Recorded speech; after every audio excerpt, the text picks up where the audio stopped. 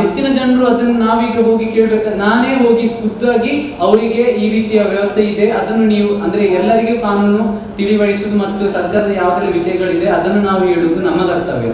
ವಿರೋಧ ಪಕ್ಷವನ್ನಾಗಿದ್ದರೂ ನಾನು ಕೂಡ ಈ ದೇಶದ ಪ್ರಜೆ, ಆದರೆ ಎಲ್ಲರಿಗೂ ಅರಿವು ಮೂಡಿಸಬೇಕು. ಆದ್ರೆ ಈ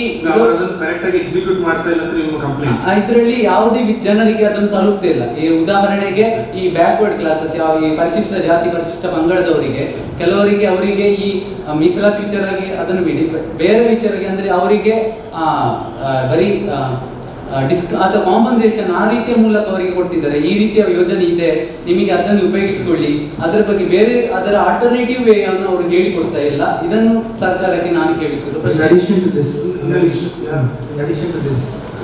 Speaker, mere making of the Arogya card is not enough. Even establishment of hospitals is very much necessary. Where there is no hospitals, what is the use of such Arogya card? If you are making any Arogya card where there is no hospitals, then what shall I do?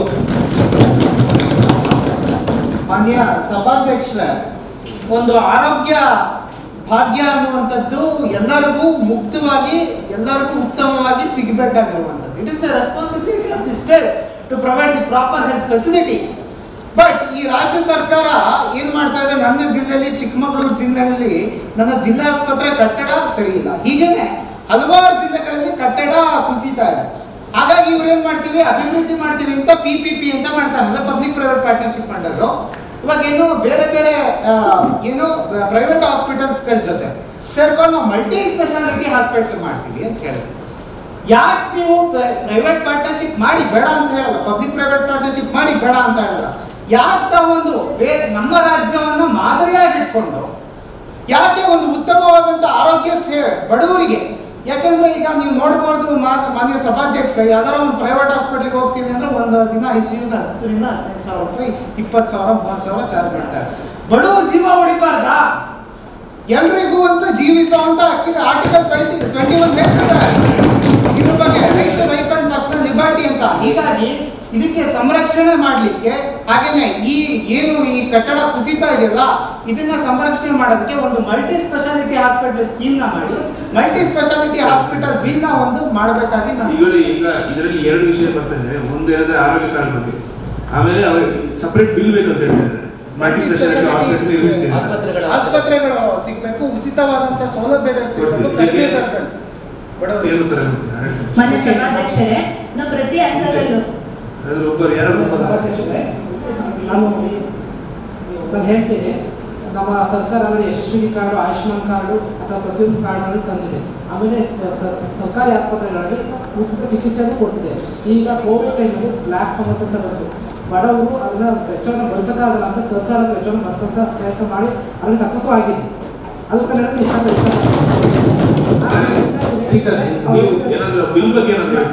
ಸಭಾಧ್ಯಕ್ಷರೇ, ನಾವು ಈಗಾಗಲೇ ಯೋಜನೆಗಳು ತಂದಿದ್ದೀವಿ. ಯಶಸ್ವಿನಿ ಯೋಜನೆ ಆಗಿರ್ಬೋದು, ಆಯುಷ್ಮಾನ್ ಭಾರತ್ ಯೋಜನೆ ಆಗಿರ್ಬೋದು, 5 ಲಕ್ಷದವರೆಗೆ ಉಚಿತವಾಗಿ ಬಡವರಿಗೆ ಆರ್ಥಿಕ ನೆರವನ್ನು ನೀಡಿದ್ದೇವೆ.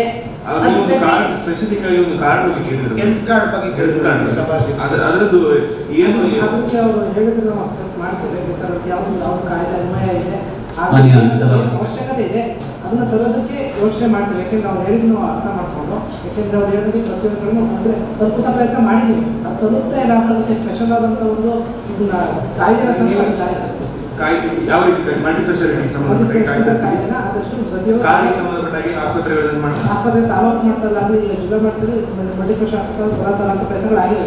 ಇಷ್ಟು ತಾಲೂಕು ಮಟ್ಟಕ್ಕೆ ತಂದು ಆದಷ್ಟು ಹೆಲ್ತ್ ಮನೆ ಬಾಗಿಲು ಕೊಂಡೊಯ್ಯುವಂಥ ಪ್ರಯತ್ನಗಳನ್ನ ನಾವು ಮಾಡ್ತೇವೆ.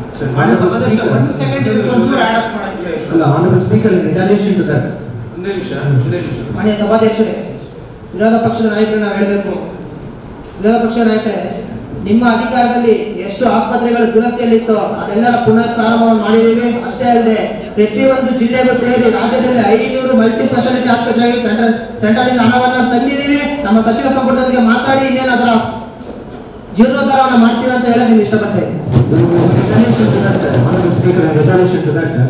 I do agree they have made many multi-speciality hospitals, but in the time of COVID itself, 900 ventilators were bought from the central government. The central government had provided fund for making 900 ventilators. Out of 900 ventilators, only 200 ventilators are still working. What about all those 700 ventilators? Are they not using the public money? whether they are not answerable for the public money. So what exactly do you want them to do now? Now when they are telling that I will make a multi-speciality hospital. They are telling that our government did not make anything regarding multi-speciality hospital, or we were not successful in doing that.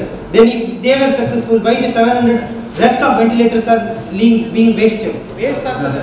What is the public money's accountability here?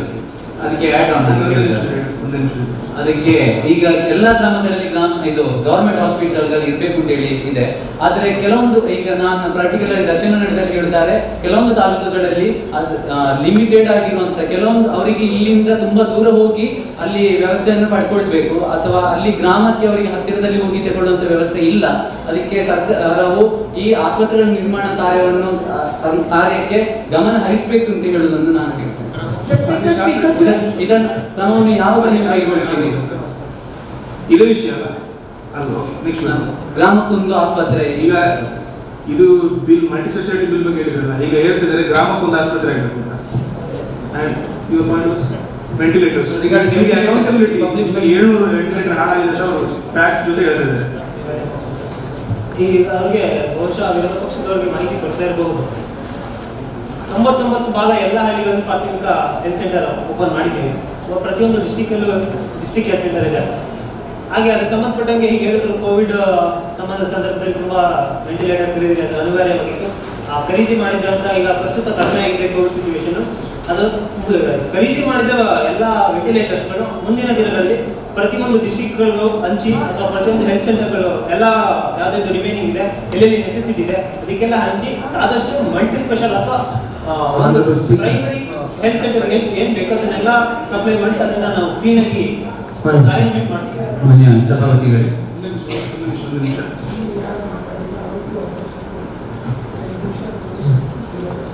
ಈಗ ಒಂದೇ ನಿಮಿಷ speaker just a point to make. It's okay, will move on. ನೀವೊಂದು ಪ್ರಶ್ನೆ ಕೇಳಿ. ಈಗ ಅವರು ಸದಸ್ಯರು ಕೈ ಎತ್ತಿದ್ದಾರೆ. ಅದಕ್ಕೆ ಸಂಬಂಧಪಟ್ಟಾಗಿ ಈಗ ಆಡಳಿತ ಸದಸ್ಯರು ಹಲವಾರು ಜನ ಮಾತಾಡಿಲ್ಲ. ಕೊನೆ 5 ನಿಮಿಷ ಈ ಚರ್ಚೆಗೆ ಸಂಬಂಧಪಟ್ಟಾಗಿ ಮಾತಾಡಿದವರು ದಯವಿಟ್ಟು ಆ ಪ್ರಶ್ನೆಗೆ ಉತ್ತರ ಕೊಡಬೇಕು ಶಾಸಕರು ಅಂತ ಕೇಳ್ತಾ ಇದ್ದೀನಿ. ಇಲ್ಲಿವರೆಗೆ ಯಾವುದೇ ಉತ್ತರ ಕೊಡೋ ಶಾಸಕರು? ಮಾನ್ಯ ಸಭಾಪತಿಗಳೇ, ನಾನು ಉಡುಪಿ ಕ್ಷೇತ್ರದಿಂದ ಬಂದಿದ್ದೇನೆ. ನಾನು ಇಂದು ಅಲ್ಲಿ ಮೀನುಗಾರರು ಎದುರಿಸುತ್ತಿರುವ ಹಲವಾರು ಸಮಸ್ಯೆಗಳ ಬಗ್ಗೆ ನಮ್ಮ ಸರ್ಕಾರದ ಮುಂದೆ ಬೇಡಿಕೆಯನ್ನು ಇಡಲಿಕ್ಕೆ ಇಷ್ಟಪಡ್ತೇನೆ. 2018ರ ಮಾರ್ಗನ್ ಕರಾವಳಿಯಲ್ಲಿ ಮುಳುಗಡೆಯಾದ ಸುವರ್ಣ ತ್ರಿಭುಜದಲ್ಲಿ 7 ಮಂದಿ ಮೀನುಗಾರರ ಮುಳುಗಡೆಯಾಗ್ತದೆ. ಮುಳುಗಡೆಯಾದ ನಂತರ ನಮ್ಮ ಸರ್ಕಾರ ಅವರಿಗೆ ಪರಿಹಾರ ಕೂಡ ಘೋಷಿಸಿದೆ, ಅದನ್ನು ನಾನು ಒಪ್ಪುತ್ತೇನೆ. ಆದರೆ ನಮಗೆ ನಿಮ್ಮ ಸಿಂಪತಿ ಬೇಡ ಸ್ವಾಮಿ. ನಮಗೆ ಎಲ್ಲಾ ಮೀನುಗಾರರಿಗೆ ಯಾವ ರೀತಿ ಈಗ ಕಟ್ಟಡ ಕಾರ್ಮಿಕರಿಗೆ ಒಂದು ಸೌಲಭ್ಯಗಳನ್ನು ಕೊಡ್ತಾರೆ, ಅದೇ ರೀತಿ ಮೀನುಗಾರರನ್ನು ಒಂದು ಅಸಂಘಟಿತ ವಲಯವಾಗಿ ಅವರನ್ನು ಕನ್ಸಿಡರ್ ಮಾಡಿ ಅವರಿಗೆ ಕೂಡ ಸೌಲಭ್ಯಗಳು ಸರ್ಕಾರದಿಂದ ದೊರಕಬೇಕು. ಅವರು ಕೂಡ 3 ತಿಂಗಳು ಮಳೆಗಾಲದಲ್ಲಿ ಕೆಲಸ ಇಲ್ಲದೆ ಮನೇಲಿರ್ತಾರೆ. ಸರ್ಕಾರದ ವತಿಯಿಂದ ಅವರಿಗೂ ಕೂಡ ಯಾವುದಾದರೂ ಒಂದು ರೀತಿಯ ಸ್ಕೀಮ್ ಆಗಲಿ, ಯಾವುದೇ ರೀತಿಯ ಪಾಲಿಸಿ ಆಗಲಿ ಮೀನುಗಾರರಿಗೂ ಕೂಡ ಬೇಕು ಅಂತ ಒಂದು ಬೇಡಿಕೆಯಿಂದ ಬಂದಿದೆ. ಇದಕ್ಕೆ ಸಂಬಂಧಪಟ್ಟ ಸಭಾಧ್ಯಕ್ಷರೇ, ಅವ ಸಮಸ್ಯೆಗಳು ಸರ್ಕಾರದ ಗಮನಕ್ಕೆ ಬಂದಿದೆ. ಈಗಾಗಲೇ ದಕ್ಷಿಣ ಕನ್ನಡ ಹಾಗೂ ಉಡುಪಿ ಜಿಲ್ಲೆಯ ಮೀನುಗಾರರ ಸಂಘದ ಅಧ್ಯಕ್ಷರು ನಮ್ಮ ಉಡುಪಿ ಜಿಲ್ಲೆಯ ಉಸ್ತುವಾರಿ ಸಚಿವರಿಗೆ ಗಮನಕ್ಕೆ ತಂದಿದ್ದಾರೆ. ಇದರ ಬಗ್ಗೆ ಕೇಂದ್ರದಿಂದ ಒಂದಷ್ಟು ಯೋಜನೆಗಳಿವೆ. ಕೇಂದ್ರ ಸರ್ಕಾರ ಮೀನುಗಾರಿಕಾ ಅಂದರೆ ಈ ಕೋಸ್ಟಲ್ ಬೆಲ್ಟ್ ಅಂತ ನಾವೇನು ಹೇಳ್ತೀವೋ ಅತಿ ಹೆಚ್ಚು ಈ ಸಮುದಾಯದವರೇ ಇದ್ದು ಅತ್ಯಂತ ಬಲಿಷ್ಠವಾಗಿರುವಂತಹ ಸಮುದಾಯ. ಇವರ ಒಗ್ಗಟ್ಟಿನಲ್ಲಿ ನೋಡುವುದಾದ್ರೆ, ಆದರೆ ಇನ್ನಿತರ ಯಾವುದೇ ವಿಷಯದಲ್ಲಿ ನೋಡೋದಾದ್ರೆ ಅತ್ಯಂತ ಬಲಿಷ್ಠವಾಗಿರುವಂತ ಸಮುದಾಯ. ಅವರು ತುಂಬಾ ಕಷ್ಟಗಳನ್ನ ಇದು ಮಾಡ್ತಾ ಇದ್ದಾರೆ. ನಮ್ಮ ಸರ್ಕಾರದ ಗಮನಕ್ಕೆ ಬಂದಿದೆ, ಕೇಂದ್ರ ಸರ್ಕಾರದ ಗಮನಕ್ಕೂ ತಂದಿದೆ.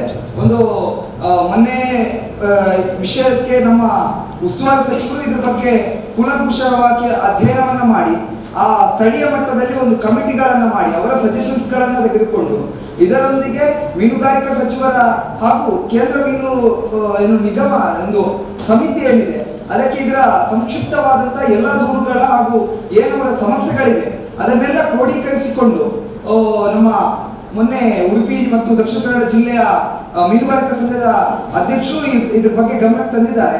ಅವರು ಒಂದಷ್ಟು ಸಜೆಷನ್ಸ್ ಗಳನ್ನ ಕೊಟ್ಟಿದ್ದಾರೆ.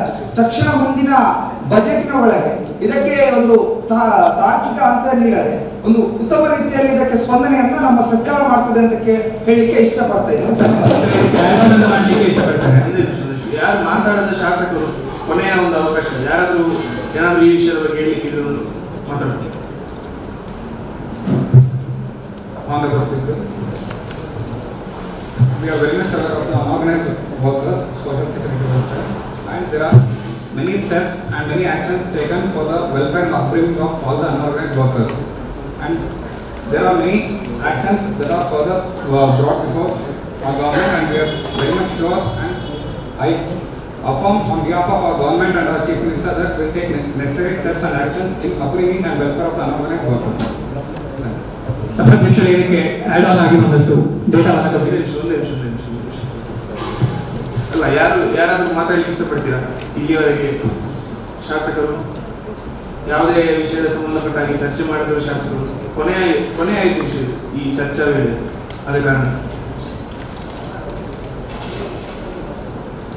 ಮಾನ್ಯ ಸಭಾಧ್ಯಕ್ಷರೇ, ಆಗ ಉಪ ಮುಖ್ಯಮಂತ್ರಿ ಹೇಳಿದ್ರು ಮೀಸಲಾತಿ 50% ಅಂತ. ಅದನ್ನು ತಿದ್ದುಪಡಿ ಮಾಡಲಿಕ್ಕೆ ನಾನು ಇಷ್ಟಪಡ್ತೇನೆ. ಅದು 50% ಅಲ್ಲ, 65%.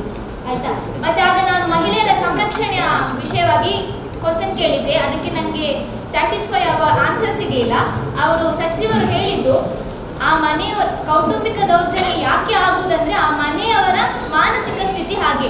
ಆ ಮಾನಸಿಕ ಸ್ಥಿತಿಯನ್ನು ಬದಲಾಯಿಸಬೇಕು ಅಂತ ಹೇಳಿ ನಾನು ಕೇಳಿದ್ದು. ಅದಕ್ಕೆ ಏನಾದರೂ ವ್ಯವಸ್ಥೆ ಆಗಬೇಕು ಅಂತ ಹೇಳಿ, ಏನಾದ್ರು ಕೌನ್ಸಿಲ್ ಹಾಗೆ ಮಾಡಿ. ಇನ್ನೊಂದು ವಿಷಯ ಮತ್ತೊಂದು ಕುತೂಹಲಕಾರಿ ಅಥವಾ ಬೇಸರದ ವಿಷಯ ಏನು ಅಂತ ಹೇಳಿದ್ರೆ, ಮಹಿಳೆಯರ ನೋವನ್ನು ಹಂಚಿಕೊಳ್ಳಿಕ್ಕೆ ಇಲ್ಲಿ ಯಾವ ವ್ಯವಸ್ಥೆ ಇಲ್ಲ sir.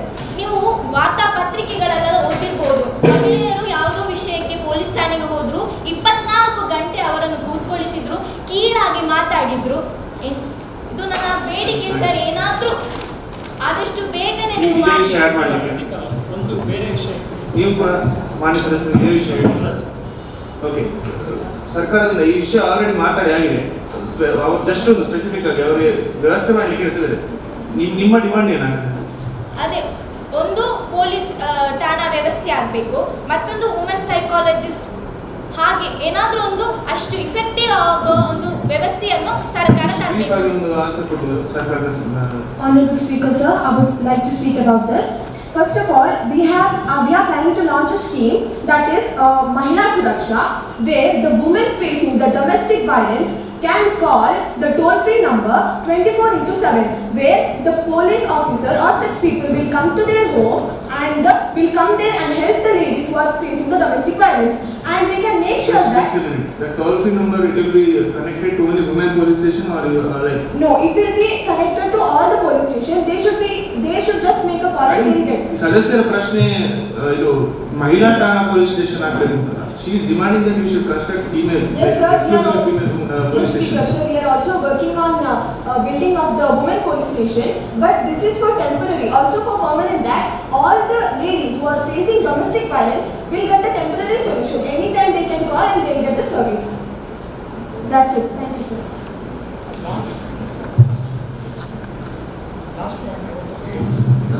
In retaliation to that, just one point.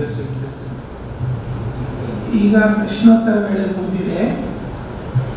ಈಗ 0 ಅವರ್ ಅಂದರೆ ಏನು ಅದರ ಪರಿಚಯ ಈಗಾಗಲೇ ಬ್ರೀಫಾಗಿ ಹೇಳಿದ್ದೀನಿ. ನಿನ್ನೆ ಸಂಜೆ ಸದನ ಮುಗಿದಾಗಿಂದ ಇವತ್ತು ಬೆಳಗ್ಗೆ ಸದನ ಪ್ರಾರಂಭ ಆಗೋದ್ರೊಳಗೆ ನಡೆದಂಥ ಘಟನೆ ಬಗ್ಗೆ ಸರ್ಕಾರ ಗಮನಕ್ಕೆ ಏನಾದರೂ ತರೋದಿದ್ರೆ, ಸರ್ಕಾರದಿಂದ ಪರಿಹಾರ ಕೇಳೋದಿದ್ರೆ 0 ಅವರಲ್ಲಿ ರೈಸ್ ಮಾಡ್ಬೋದು. ಅಂಥದ್ದೇನಾದರೂ ಇದ್ದರೆ ವಿರೋಧ ಪಕ್ಷದವರು ಅಥವಾ ಆಡಳಿತ ಪಕ್ಷದವರು ಯಾರು ಬೇಕಾದರೂ ಸರ್ಕಾರ ಗಮನ ಸೆಳೆಯಬಹುದು. ಮಾನ್ಯ ಸಭಾಧ್ಯಕ್ಷರೇ, ನನ್ನ ಮಂಡ್ಯ ಜಿಲ್ಲೆಯಲ್ಲಿ ಬಹುಮುಖ್ಯವಾದ ಒಂದು ಸಮಸ್ಯೆ ಏನಂತಂದ್ರೆ, ಸರ್ಕಾರಿ ಕಾಲೇಜು ಗ್ರಂಥಾಲಯಗಳಲ್ಲಿ ಪುಸ್ತಕದ ಅಭಾವ ತುಂಬಾ ಇದೆ. ಇದರ ಬಗ್ಗೆ ನಾವು ಈಗಾಗಲೇ ಸರ್ಕಾರಕ್ಕೆ ತುಂಬಾ ಸಲ ಮನವಿ ಮಾಡ್ಕೊಂಡಿದ್ದೀವಿ, ಪುಸ್ತಕಗಳಿಲ್ಲ ಅಂತ. ಇದರ ಬಗ್ಗೆ ಅವರು ಬರೀ ನಾವು ಅದಕ್ಕೆ ಪುಸ್ತಕಗಳ ವ್ಯವಸ್ಥೆ ಮಾಡ್ತೇವೆ ಅಂತ ಬರೀ ಹೇಳ್ತಾ ಇದ್ದಾರೆ ಹೊರತು ಈವರೆಗೂ ಆ ಒಂದು ವ್ಯವಸ್ಥೆ ನಾವು ಕಲ್ಪಿಸಿಲ್ಲ. ಅವರು ಹೇಳಿದಾಗ ಈಗ ಇದು ಪ್ರಶ್ನೆ ಯಾವ ರೀತಿ ಇರ್ಬೇಕು ಹೇಳಿದ್ರೆ, ನಿನ್ನೆ ಮತ್ತು ಇವತ್ತಿನ ಮಧ್ಯದಲ್ಲಿ ಆದಂತ ವಿಷಯ ತುಂಬಾ ರೀಸೆಂಟ್ ಆಗಿ ಆದ ಯಾವ್ದಾದ್ರು ಒಂದು ಇಶ್ಯೂ ಇದ್ರೆ ಮಾತ್ರ ಚರ್ಚೆ ಮಾಡಿ. ಯಾಕೆಂದ್ರೆ ಈ ಶೂನ್ಯ ವೇಳೆಯಲ್ಲಿ ಅವರು ಈಗ ತಿಳಿಸಿದ ಹಾಗೆ ನಿನ್ನೆ ಸದನ ಮುಗಿದ ನಂತರ ಇವತ್ತು ಸದನ ಶುರುವಾಗುವ ಮೊದಲು ಏನಾದ್ರೂ ಆದ ವಿಷಯ ಏನಂತಿದ್ರೆ ಅಪೋಸಿಷನ್ ಹೇಳಿ. ಮಾನ್ಯ ಸಭಾಧ್ಯಕ್ಷರೇ, ನಿನ್ನೆ ಸಂಜೆ 5 ಗಂಟೆಗೆ ಪುತ್ತೂರಿನಲ್ಲಿ ಒಂದು ಘಟನೆ ನಡೆಯುತ್ತೆ. ಒಂದು ಮಹಿಳಾ, ಒಂದು ಹುಡುಗಿ, ಒಂದು ಚಿಕ್ಕ ಬಾಲಕಿ ಮೇಲೆ ಒಂದು ಅತ್ಯಾಚಾರ ಆಗ್ತದೆ. ನಿನ್ನೆ ಒಂದು ಅತ್ಯಾಚಾರ ಪ್ರಕರಣ ಜಾಸ್ತಿ ಆಗಿದೆ. ಸೊ ಇದೇನಪ್ಪ, ಇದು ಒಂದೇ ಅತ್ಯಾಚಾರ ಅಂತ ಹೇಳ್ತಾರೆ. ನಮ್ಮ ದೇಶದ ಹೆಣ್ಣು ಮಕ್ಕಳ ರಕ್ಷಣೆ ಮಾಡತಕ್ಕಂಥದ್ದು ನಮ್ಮ ಆದ್ಯ ಕರ್ತವ್ಯವಾಗಿದೆ. ಅದು ಆಡಳಿತ ಪಕ್ಷ ಅಂತ ಮಾತ್ರ ಹೇಳಲ್ಲ, ನಾವು ವಿರೋಧ ಪಕ್ಷ ಕೂಡ. ಇದಕ್ಕಾಗಿ ಸರ್ಕಾರ ಒಂದು ಉನ್ನತವಾದಂತಹ ಒಂದು ಸಮಿತಿಯನ್ನು ರಚಿಸಬೇಕು. ಏನಂತ ಅಂದ್ರೆ, ಇವಾಗ ಪೊಲೀಸ್ ಸ್ಟೇಷನ್ಗಳಿಗೆ ಹೋಗ್ತಾರೆ, ಪ್ರೊಸೀಜರ್ ಮಾಡ್ತಾರೆ. ಬಟ್ ಈಗಲೂ ಕೂಡ ಎಷ್ಟೊಂದು ಜನ ಮಹಿಳೆಯರು ಕಂಪ್ಲೇಂಟ್ ಕೊಡೋದಕ್ಕೆ ಹಿಂಜರಿತಾರೆ. ಎಷ್ಟೊಂದು ಜನಕ್ಕೆ ಸೈಕಾಲಜಿಕಲ್ ಪ್ರಾಬ್ಲಮ್ ಇರುತ್ತೆ, ಅಂದ್ರೆ ಅದನ್ನ ಹೇಳ್ಕೊಳ್ಳಕ್ಕೆ ಆಗದೇ ಇರುವಂತ ನೋವಿರುತ್ತೆ. ಅತ್ಯಾಚಾರದ ಏನೋ ಒಂದು ಶಿಕ್ಷೆಗೆ ಗುರಿಯಾಗಿರುವಂತಹ ಆ ಹೆಣ್ಣು ಮಗಳು ತನ್ನಲ್ಲೇ ನೊಂದು ಬೆಂದು ಕೊರಗಿ ಹೋಗ್ತಾಳೆ. ಇದನ್ನೆಲ್ಲ ಕಾಪಾಡಬೇಕಾಗಿರುವಂತದ್ದು ನಮ್ಮ ಆದ್ಯ ಕರ್ತವ್ಯ. ಹಾಗಾಗಿ ಇದಕ್ಕೆ ಒಂದು ಸರ್ಕಾರ ತಮ್ಮ ನೇತೃತ್ವದಲ್ಲಿ, ಅಲ್ಲ ತಮ್ಮ ಆದೇಶದಂತೆ ಮುಖ್ಯಮಂತ್ರಿಗಳು ಇದು ಮಾಡಿ ಒಂದು ಸಮಿತಿಯನ್ನು ರಚಿಸಿ ಇದನ್ನ ಹೇಗೆ ತಡೆಗಟ್ಟಬೇಕು, ಇದನ್ನ ಹೇಗೆ ಇದು ಮಾಡಬೇಕು, ಹುಡುಗರಿಗೆ ಏನಕ್ಕೆ ಇದು ಜಾಸ್ತಿ ಆಗ್ತಿದೆ, ಮೆಂಟಲ್ ಟ್ರೈನಿಂಗ್ ಅವಾಗಲೇ ನಾನು ಹೇಳಿ ಇದನ್ನೆಲ್ಲ ಸೇರಿಸ್ಕೊಂಡು ಇದಕ್ಕೊಂದು ಸಮಿತಿ ಇದು ಮಾಡಿ ಇದರ ವಿರುದ್ಧ ನಾವೆಲ್ಲ ಜಾಗೃತಿ ಮೂಡಿಸೋದಕ್ಕೆ ಒಂದು ಕಾರ್ಯಕ್ರಮ ಮಾಡಬೇಕು. ಕಾರ್ಯಕ್ರಮಗಳಿಲ್ಲ. ಅತ್ಯಾಚಾರ ಜಾಗೃತಿ ಕಾರ್ಯಕ್ರಮ ಅಂತ ಇದು ಕರ್ನಾಟಕ ರಾಜ್ಯ ಸರ್ಕಾರ ಮಾಡಿಲ್ಲ. ಕ್ರೈಮ್ ಅವೇರ್ನೆಸ್ ಪ್ರೋಗ್ರಾಮ್ ಮಾಡ್ತಿದೆ. ಅದ್ರ ಜೊತೆಲಿ ಇದನ್ನು ಕೂಡ ಅಡಾಪ್ಟ್ ಮಾಡ್ಕೊಂಡ್ರೆ ಇದು ಒಳ್ಳೇದಾಗ್ತದೆ ಅನ್ನುವಂಥ ಇದನ್ನ ನಾನು ಇಲ್ಲಿ ಮಂಡಿಸೋದಕ್ಕೆ ಇಚ್ಛೆಪಟ್ಟು ಮಂಡಿಸಿದ್ದೀನಿ. ಹೌದು, ಏನಂತ ಹೇಳಿದ್ರೆ ಗಾಂಧೀಜಿಯವರು ಒಂದು ಮಾತು ಹೇಳಿದ್ದಾರೆ, ಸ್ವಾತಂತ್ರ್ಯ ಅಂದ್ರೆ ಮಹಿಳಾ ಸ್ವಾತಂತ್ರ್ಯ ಅಂತ ಹೇಳಿದ್ರೆ ನಡು ರಾತ್ರಿಯಲ್ಲಿ ಯಾವಾಗ ಮಹಿಳೆ ಒಂಟಿಯಾಗಿ ಚಲಿಸ್ತಾಳ, ಒಂಟಿಯಾಗಿ ಪ್ರಯಾಣ ಮಾಡ್ತಾಳ, ಆಗ ಮಾತ್ರ ಅದು ಸ್ವಾತಂತ್ರ್ಯ ಆಗಿರತ್ತೆ ಅಂತ. ಅದಕ್ಕೋಸ್ಕರ ಈಗ ನಿನ್ನೆಯ ಪ್ರಕರಣವನ್ನೇ ತಗೊಂಡ್ರೆ ನನ್ನ ಅಭಿಪ್ರಾಯ ಏನಂತ ಹೇಳಿದ್ರೆ, ಈಗ ಸಚಿವರು ಹೇಳಿದ್ರು ಸಹಾಯವಾಣಿಯನ್ನ ಮಾಡಿದ್ದೇವೆ, ಅಂದ್ರೆ 24 ಗಂಟೆ ಅದು ಚಾಲ್ತಿಯಲ್ಲಿ ಇರತ್ತೆ ಅಂತ. ಆದ್ರೆ ಕೆಲವೊಂದು ಸಂದರ್ಭದಲ್ಲಿ ಆ ಕನೆಕ್ಟ್ ಆಗದೇ ಇರ್ಬೋದು. ಅಂತ ಸಮಸ್ಯೆಗಳು ಅರೈಸ್ ಆದಾಗ ಇದು ಏನು ಹೆಚ್ಚಿನ ತೀವ್ರತೆಗೆ ಹೋಗುತ್ತೆ. ಅದಕ್ಕೋಸ್ಕರ ನಮ್ಮ ಬೇಡಿಕೆ ಏನಂತ ಹೇಳಿದ್ರೆ, ಪ್ರತಿ ತಾಲೂಕಿನಲ್ಲಿ ಒಂದು ಮಹಿಳಾ ಪೊಲೀಸ್ ಠಾಣೆಯನ್ನ ಸ್ಥಾಪನೆ ಮಾಡುವ ಮೂಲಕ ಇದಕ್ಕೆ ಒಂದು ಶಾಶ್ವತವಾದಂತಹ ಪರಿಹಾರವನ್ನ ಸೂಚಿಸಬಹುದು ಅನ್ನುವಂಥದ್ದು ನನ್ನ ಅಭಿಪ್ರಾಯ. ಮಾನ್ಯ ಸಭಾಪತಿಗಳೇ, ಈಗ ಇಲ್ಲಿ ಚರ್ಚೆ ಆಗ್ತಿರುವಂತ ವಿಚಾರ ಏನಂತಂದ್ರೆ, ಈ ಮಹಿಳೆಯರಿಗೆ ಅಂದ್ರೆ ಅದರಲ್ಲಿ ಹೆಚ್ಚಿನ ಮಹಿಳೆಯರಿಗೆ ಇದು ಅತ್ಯಾಚಾರದ ವಿಚಾರವಾಗಿ ಹೇಳ್ತಾರೆ. ಈಗ ಬರೀ ಮಹಿಳೆಯರಿಗೆ ಅಂದ್ರೆ ಈಗ ಒಂದು ಪರ್ಟಿಕ್ಯುಲರ್ ಆಗಿ ಒಂದು ತರಗತಿ, ಈಗ ಒಂದು ಮೆಚೂರ್ಡ್ ಯಾವ ಮಹಿಳೆ ಇರ್ತಾಳೆ, ಈಗ 18 years ಅಬೋವ್ ಆ ರೀತಿಯಾಗಿ, ಅಥವಾ ಅದಕ್ಕಿಂತ ಕೆಳಗಿನವರು, ಈಗ ಶಾಲೆಗೆ ಹೋಗುವಂತ ಚಿಕ್ಕ ಮಕ್ಕಳಿಗೆ, ಬಾಲಕಿಯರ ಮೇಲೂ ಅದು ಅತ್ಯಾಚಾರದ ಪ್ರಕರಣ ಆಗ್ತಿದೆ. ಇದನ್ನು ತಡೆಗಟ್ಟಲಿಕ್ಕೆ ಬೇಕಾಗಿ ಅಥವಾ ತಡೆಗಟ್ಟಲಿಕ್ಕೆ ಬೇಕಾಗಿ ಮಹಿಳೆಯರಿಗೆ ಆದರೆ ಈ ರೀತಿಯ ಮೊಬೈಲ್ ವ್ಯವಸ್ಥೆ ಇರ್ತದೆ. ಅವರಿಗೆ ಇದು ಎಮರ್ಜೆನ್ಸಿ ನಂಬರಿಗೆ ಕಾಲ್ ಮಾಡಿ ಅದನ್ನು ಅವರಿಗೆ ಆ ಒಂದು ಸಿಚುವೇಶನ್ ಇಂದ ಪಾರಾಗಬಹುದು. ಆದ್ರೆ ಈ ಚಿಕ್ಕ ಮಕ್ಕಳಿಗೆ ಮೊಬೈಲ್ ಇರುವುದಿಲ್ಲ ಕೈಯಲ್ಲಿ, ಬರುವಾಗ ರಾತ್ರಿ ಆಗ್ಬಹುದು. ಆ ರೀತಿಯ ಸಂದರ್ಭಗಳಲ್ಲಿ ಅವರಿಗೆ ಯಾವ ರೀತಿಯಾಗಿ ಅವರನ್ನು ಸಂರಕ್ಷಿಸಬೇಕು ಮತ್ತು ಈ ಅತ್ಯಾಚಾರದಂತಹ ದೌರ್ಜನ್ಯಗಳಿಂದ ಅವರನ್ನು ಯಾವ ರೀತಿಯಾಗಿ ಕಾಪಾಡಬೇಕು, ಅದಕ್ಕೆ ಬೇಕಾಗಿ ಈ ಪೊಲೀಸ್ ಸುವ್ಯವಸ್ಥೆಯಲ್ಲಿ ತಾಲೂಕಿಗೆ ಇದೇ ರೀತಿಯ ತಾಲೂಕಿಗೆ ಒಂದು ಮಹಿಳಾ ಪೊಲೀಸ್ ಠಾಣೆ ರೀತಿಯಾಗಿ ಗ್ರಾಮದಲ್ಲಿ ಅವರು ಆಯಾ ಗ್ರಾಮದಲ್ಲಿ ಸುವ್ಯವಸ್ಥೆಯಾಗಿ ಮತ್ತು ಆಕ್ಟಿವ್ ಆಗಿ ಅವರು ಕಾರ್ಯನಿರ್ವಹಿಸಬೇಕಾಗಿತ್ತು. ಮಾನ್ಯ ಸಭಾಧ್ಯಕ್ಷರೇ, ಅದಕ್ಕೆ ಪಾಯಿಂಟ್ಸ್ ಆಡ್ ಮಾಡಲಿಕ್ಕೆ ನಾನು ಬಯಸ್ತೇನೆ. ಅವ್ರು ಹೇಳಿದಾಗೆ ಪ್ರತಿ ತಾಲೂಕಲ್ಲೂ ಮಹಿಳಾ ಪೊಲೀಸ್ ಠಾಣೆ, ಅದಲ್ಲದೆ ಚಿಕ್ಕ ಮಕ್ಕಳಿಗೆ ಯಾವುದರ ಬಗ್ಗೆ ಅಷ್ಟು ವಿಷಯ ಗೊತ್ತಿರುವುದಿಲ್ಲ. ಫಾರ್ ಎಕ್ಸಾಂಪಲ್ ಗುಡ್ ಟಚ್ ಯಾವ್ದು ಬ್ಯಾಡ್ ಟಚ್, ಅದನ್ನು ಶಾಲೆಗಳಲ್ಲೂ ಕಲಿಸ್ಲಿಕ್ಕೆ ಸ್ಟಾರ್ಟ್ ಮಾಡಬೇಕು ಅಂತ ಹೇಳುದು. ಅದಕ್ಕೂ ಅವರು ಸರ್ಕಾರ ಏನಾದರೂ ವ್ಯವಸ್ಥೆ ಮಾಡಬೇಕು ಅಂತ ಹೇಳುದು ನಮ್ಮ ಬೇಡಿಕೆ. ಈಗ ಈ ವಿಷಯ ಪ್ರಸ್ತಾಪಿಸಿದರು ವಿರೋಧ ಪಕ್ಷ ನಾಯಕರು, ನೀವಲ್ಲ ಪ್ರಸ್ತಾಪಿಸಿ ವಿಷಯ, ನೀವು ಅವರಿಗೆ ಈಗ ಉತ್ತರ ಕೊಡುವಂತ ವಿಷಯ ಸ್ಪೆಸಿಫಿಕ್ ಆಗಿ ಹೇಳಿ ಏನೆಲ್ಲ ಆಗಿದೆ. ಇದು ಆಗಿರೋದು ಪುತ್ತೂರಲ್ಲಿ ಅಲ್ಲ, ಏನೇ ಆಗಿರೋದು. ಮಾನ್ಯ ಸಭಾಧ್ಯಕ್ಷರೇ, ಪ್ರಶ್ನೆಗೆ ಉತ್ತರಿಸಲಿಕ್ಕೆ ಅವಕಾಶ ಕೊಡಬೇಕು ವಿರೋಧ ಪಕ್ಷದವರು. ಈ ಪ್ರಶ್ನೆ ಆದ ನಿಮ್ಮ ಹತ್ರ ಬರುತ್ತೆ, ಸರ್ಕಾರದಿಂದ ಉತ್ತರ ಕೊಡಿ. ಮಾನ್ಯ ಸಭಾಧ್ಯಕ್ಷರೇ, ರಾತ್ರಿ 8 ಗಂಟೆಗೆ ಆ ಹುಡುಗಿ ಮೇಲೆ ಅತ್ಯಾಚಾರ ಆಗುತ್ತೆ. ಸೊ ಹೇಗಾಯ್ತು ಅನ್ನುವಂತ ತಿಳಿಯಪಡಿಸುವಂತ ಬೇಡ. ಯಾವುದೇ ಒಂದು ಪರಿಸ್ಥಿತಿ ನಾವು ಯಾರು ಕೂಡ ಇಲ್ಲ. ಈಗ ಸರ್ಕಾರದಿಂದ ಅವರ ಡೀಟೇಲ್ಸ್ ಕೊಟ್ಟಿದ್ದಾರೆ, ಪುತ್ತೂರಲ್ಲಿ ಆಗಿರುವಂತದ್ದು ರಾತ್ರಿ 8 ಗಂಟೆಗೆ. ಇದಕ್ಕೆ ಸಂಬಂಧಪಟ್ಟಾಗಿ ಸರ್ಕಾರ ಅವ್ರು ಕೆಲವು ಸಜೆಷನ್ಸ್ ಕೊಡಬಹುದು. ಈ ವಿಷಯಕ್ಕೆ ಸಂಬಂಧಪಟ್ಟಾಗಿ ಸರ್ಕಾರದ ಒಂದು ವಿಷಯ ಅಥವಾ ವಿಚಾರ. ಮಾನ್ಯ ಸಭಾಧ್ಯಕ್ಷರೇ, ಯತ್ರ ನಾಯಸ್ತು ಪೂಜ್ಯಂತೆ ತತ್ರ ರಮಂತ ದೇವತಾ ಅನ್ನೋದು ನಮ್ಮ ನಮ್ಮ ಗಮನದಲ್ಲೂ ಕೂಡ ಇದೆ. ಮಹಿಳೆಯನ್ನ ಎಲ್ಲಿ ಪೂಜಿಸ್ತಾರೋ ಅಲ್ಲಿ ದೇವತೆಗಳು ವಾಸಿಸ್ತಾರೆ ಅಂತ ಹೇಳಿ ಪುರಾಣಗಳಲ್ಲೇ ಉಲ್ಲೇಖವಾಗ್ಬಿಟ್ಟಿದೆ. ಮಹಿಳೆಯರನ್ನ ರಕ್ಷಿಸೋದು ಕೇವಲ ಆಡಳಿತ ಪಕ್ಷದವರಷ್ಟೇ ಅಲ್ಲ, ಇಡೀ ನಾಗರಿಕ ಸಮಾಜದ ಒಂದು ಆದ್ಯ ಕರ್ತವ್ಯ ಅನ್ನೋದನ್ನ ನಾವೆಲ್ಲರೂ ಕೂಡ ಮನಗಾಣಬೇಕಾಗಿದೆ. ಅವ್ರು ಕೇಳ್ತಿರೋ ಪ್ರಶ್ನೆ ಏನಿದೆ, ಈಗ ಇದಕ್ಕೆ ಸಂಬಂಧಪಟ್ಟ ಯಾವುದೋ ಒಂದು ಆಕ್ಟಿವಿಟಿ ತಗೊಳ್ತೀರಾ? ಹೌದು ಸಭಾಧ್ಯಕ್ಷರೇ, ಆ ವಿಷಯಕ್ಕೆ ಸಂಬಂಧಪಟ್ಟ ಹಾಗೆ ಈಗಾಗಲೇ ನಮ್ಮ ಗಮನಕ್ಕೆ ಬಂದಿದೆ. ಅದರ ಕುರಿತಾಗಿ ನಾವು ಅದರ ಮುಂದಿನ ಕ್ರಮಗಳನ್ನ ಏನು ಕೈಗೊಳ್ಳಬೇಕು ಅನ್ನೋದನ್ನ ನಾವು ಶೀಘ್ರದಲ್ಲೇ ಕೈಗೊಳ್ತೇವೆ. ಮಾನ್ಯ ಸಭಾಧ್ಯಕ್ಷ, ಒಂದು ನಿಮಿಷ. ಈಗ ಆಡಳಿತದವರಿಗೆ ನನ್ನ ಅವ್ರ ಪ್ರಶ್ನೆ ಹಾಕಿದ್ದಾರೆ. ಸಭಾಧ್ಯಕ್ಷರೇ, ಒಂದೇ ನಿಮಿಷ. ಅವ್ರು ಹಾಕಿರೋ ನೋಡಿ ಪ್ರಶ್ನೆಗಳು ಸ್ಪೆಸಿಫಿಕ್ ಆಗಿದೆ. ಅವರು ಕೆಲವೊಂದು ಪ್ರಶ್ನೆ ಕೇಳಿದ್ದಾರೆ, ಕೆಲವೊಂದು ಸಜೆಷನ್ಸ್ ನೀಡಿದ್ದಾರೆ ವಿರೋಧ ಪಕ್ಷದಿಂದ. ಒಂದೇ ನಿಮಿಷ. ಅವರು ತಾಲೂಕಿಗೆ ಒಂದು ಪೊಲೀಸ್ ಠಾಣೆ ಅಥವಾ ಕೆಲವೊಂದು ವಿಷಯಗಳು ಹೇಳಿದ್ದಾರೆ. ಇದರ ಬಗ್ಗೆ ಸರ್ಕಾರದ ನಿಲುವೇನು? ಮಾನ್ಯ ಸಭಾಧ್ಯಕ್ಷರೇ, ವಿರೋಧ ಪಕ್ಷದ ಎಲ್ಲಾ ಬೇಡಿಕೆಗಳನ್ನ ನಮ್ಮಿಂದ ಈಡೇರಿಸಕ್ಕೆ ಸಾಧ್ಯವಿಲ್ಲ. ಬಹುಶಃ ಅವರು ಕಿರಿಚಾಡೋದ್ರ ಮೂಲಕ ಹೇಳಬಹುದು ಅಥವಾ ಅರಿಚಾಡೋದ್ರ ಮೂಲಕವಾಗಿ ಹೇಳಬಹುದು. ಆದ್ರೆ ಎಲ್ಲಾ ಬೇಡಿಕೆಗಳನ್ನ ಈಡೇರಿಸಲಿಕ್ಕೆ ಆಗೋದಿಲ್ಲ. ನಾವು ನಮ್ಮ ಒಂದು ಸಮಿತಿಗಳ ಜೊತೆ ಸಮಾಲೋಚಿಸಿ ಸೂಕ್ತವಾದಂತಹ ಸಮಾಲೋಚನೆಗಳ ನಂತರವಷ್ಟೇ ನಾವು ಅದಕ್ಕೆ ಸಂಬಂಧಪಟ್ಟಂತಹ ಕ್ರಮಗಳನ್ನ ಕೈಗೊಳ್ತೇವೆ.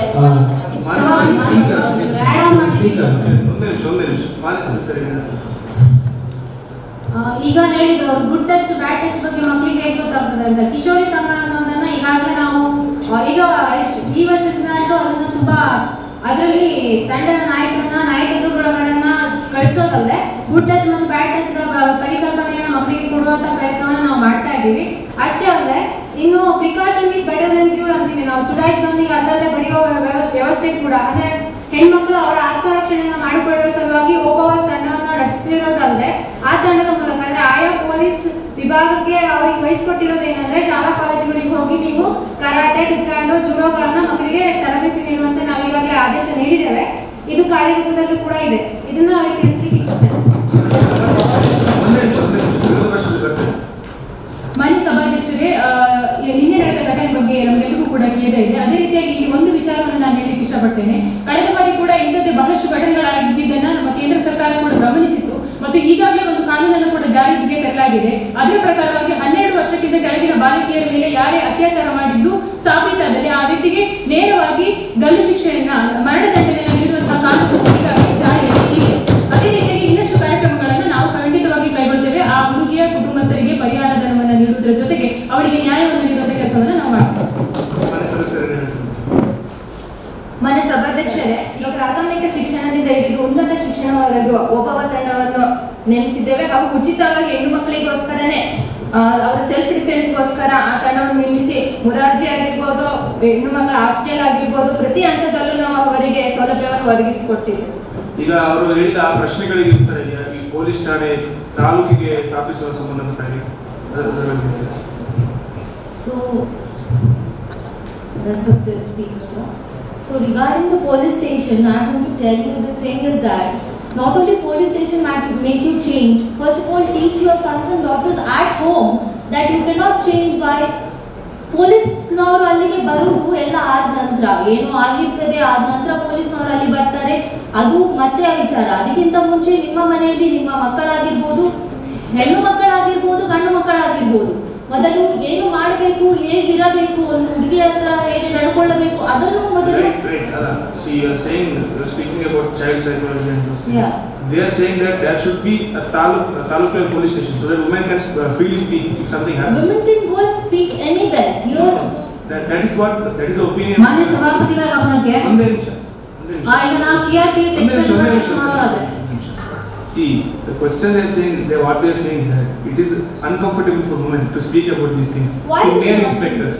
You have speaking rights in your country. See, okay, adu ನೀವು ಹೇಳ್ತಿದ್ದೀರಾ. What their argument is, okay, you can argue with them. That's different. What they are saying is that basically women can't go and approach male officers and speak about these things freely. If at all there are women inspectors or officers, it will be much easier. There will be women officers in the station every day. They are demanding it to be in each taluk. Is the government going to do anything about this? Taluk station ಹೆಂಗಸರು ಇದ್ದೇ ಇರ್ತಾರೆ. ಅದೇ ಪ್ರತಿ station ಇರ್ತಾರೆ. ಪ್ರತಿ taluk level ಅಲ್ಲಿ ಒಂದು women police station ಬೇಕು ಅಂತ ಅವರು ಹೇಳ್ತಾರೆ. ಆಡಳಿತ ವಿರೋಧ ಪಕ್ಷದವರು. ಮಾನ್ಯ ಸಭಾಪತಿಗಳ ಗಮನಕ್ಕೆ ಈಗಾಗಲೇ ಕೆಲವೊಂದಷ್ಟು ತಾಲೂಕುಗಳಲ್ಲಿ ಮಹಿಳಾ ಠಾಣೆಗಳನ್ನ ನಾವು ಸ್ಥಾಪಿಸಿ ಆಗಿದೆ. ಅದು ಕೂಡ ಹಂತ ಹಂತವಾಗಿ ಇದೆ. ಈಗ ನಾವು ಉದಾಹರಣೆ ತಗೊಳ್ಳೋದಾದ್ರೆ ಲಷ್ಕರ್ ಮಹಲ ಇಲ್ಲೇ ಇದೆ ಮೈಸೂರಲ್ಲಿ. ಮೈಸೂರಿನ ಲಷ್ಕರ್ ಮಹಲದಲ್ಲಿ ಈಗಾಗಲೇ ಮಹಿಳಾ ಠಾಣೆ ಇದೆ, ಅದನ್ನ ಅವ್ರ ಗಮನದಲ್ಲಿ ಇಟ್ಕೋಬೇಕು. ಮಾನ್ಯ ಸಭಾಧ್ಯಕ್ಷರೇ, ಒಂದೇ ನಿಮಿಷ. In retaliation to the now the chief minister addressed the issue that they had made a law, everything is fine. Now whether there is no loophole in the law, we can very well take the example of Nirbhaya case, wherein the delay is much higher. What is the delay? Delay in giving the punishment to the accused is most high.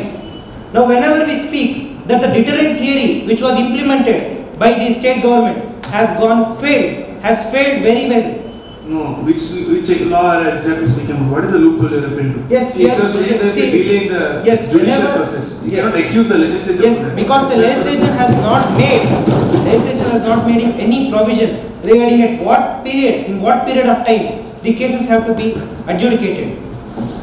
If there is no time period, gap is not referred with in the legislature. The judicial concept or the judicial review is very much limited. Whenever it comes to the interpretation of the statute, it has to lay on the rules which is made by the state government or the central government. It cannot go beyond the very rule.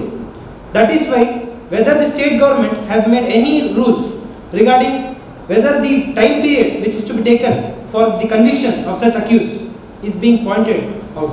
Just we'll get the answer for that. ಅವ್ರು ಹೇಳ್ತಿರೋದು time period, ಅದು case ಆದಂತ ಇಂಥ ಕೇಸ್ಗಳಲ್ಲಿ time period ಅನ್ನು ನೀವು ನಿರ್ಧಾರ ಮಾಡಬೇಕು, ಅದಕ್ಕೊಂದು ಲಾ ತರಬೇಕು ಅವ್ರು ಹೇಳ್ತಾರೆ. ಮಾನ್ಯ ಸಭಾಧ್ಯಕ್ಷರ, ಅವರು ಇಂತಿಷ್ಟು ಸಮಯ ನಿಗದಿಪಡಿಸಬೇಕು ಅಂತ ಹೇಳಿದರು. ಈಗ ಪರ್ಟಿಕ್ಯುಲರ್ ಈಗ ಸಂಬಂಧಪಟ್ಟಂತೆ ಒಂದು ಅತ್ಯಾಚಾರಕ್ಕೆ ಸಂಬಂಧಪಟ್ಟಂತೆ ಒಂದು ಪರ್ಟಿಕ್ಯುಲರ್ ನಿರ್ದಿಷ್ಟ ಸಮಯ ಬೇಕು ಅಂತ ಹೇಳಿ ನಮ್ಮ ಸಂವಿಧಾನದಲ್ಲಿ ಯಾವುದೇ ಅಪರಾಧಿ ಅಥವಾ ಅಪರಾಧಕ್ಕೆ ಹೊಂದಿರುವಂತಹ ಅವನಿಗೆ ಆದಂತಹ ಒಂದು ರೈಟ್ಸ್ಗಳಿರುತ್ತೆ. ಆ ರೈಟ್ಸ್ ಮೇಲೆ ಜುಡಿಷಿಯರಿ ಪ್ರೊಸೆಸ್ ಆಗುತ್ತೆ. ಅದಕ್ಕೆ ನಾವು ಇಂಟರ್ಫಿಯರ್ ಆದರೆ ಅವರ ರೈಟ್ಸ್ ಅನ್ನು ಅಪ್ಡೇಟ್ ಮಾಡಿದಾಗ ಆಗುತ್ತೆ. We cannot compromise our any animals that is the provisions under judiciary. We cannot where there is manifest just a minute. It's okay. See, he's answered the question, so we'll move on. Okay. We'll ask the next. ಮಾನ್ಯ ಸಭಾಪತಿಗಳೇ, ಈಗಾಗಲೇ ಸಚಿವರು ಹೇಳಿದ್ರು police ಬರುದು ಎಲ್ಲ ಆದ್ಮೇಲೆ ಅಂತ. ಇದು ನಮ್ಮ ಕರ್ನಾಟಕದ ಪೊಲೀಸ್ ಪಡೆಯ ಮೇಲೆ ಒಂದು ಕಪ್ಪು ಚುಕ್ಕೆ ಇಟ್ಟ ಹಾಗೆ ಆಗ್ತದೆ. ಇದು ನಮ್ಮ ಸರ್ಕಾರಕ್ಕೆ ಶೋಭೆ ತರುವ ಮಾತಲ್ಲ. ಈ ಮಾತನ್ನು ಈ ಕೂಡಲೇ ಸಚಿವರು ಹಿಂಪಡೆದು ನಮ್ಮ ಪೊಲೀಸ್ ಪಡೆಯ ಮೇಲೆ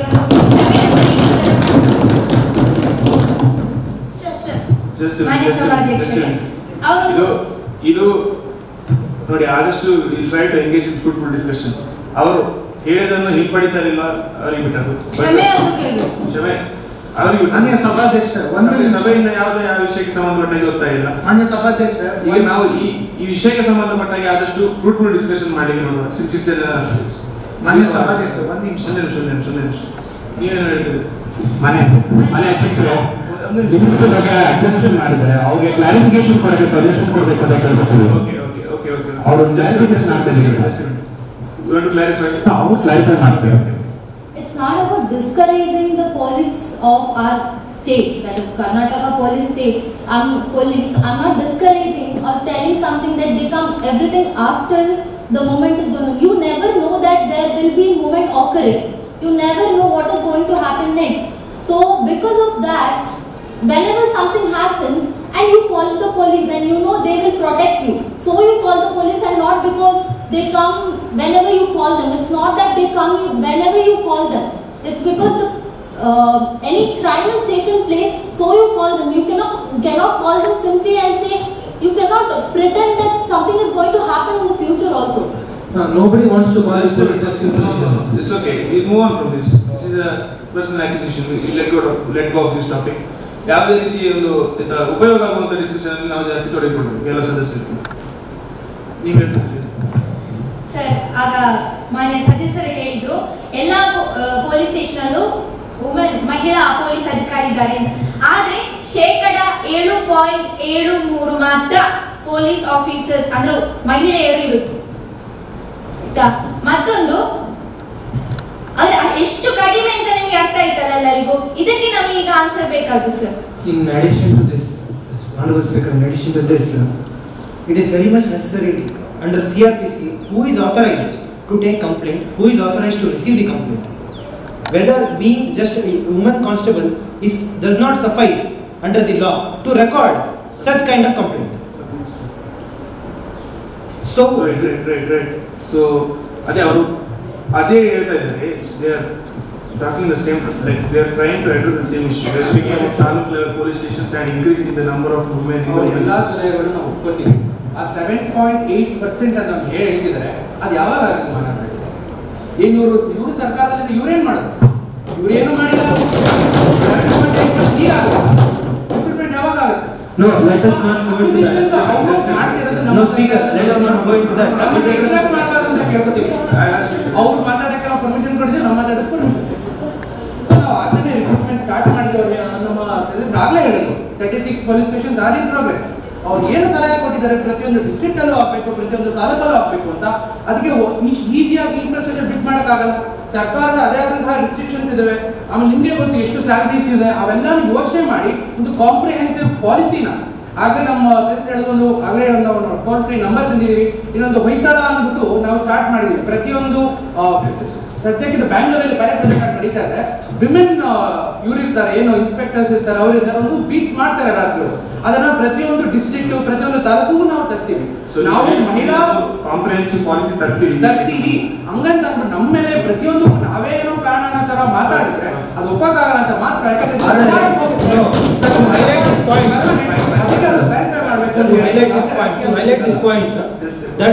that percentage was recorded in 2021.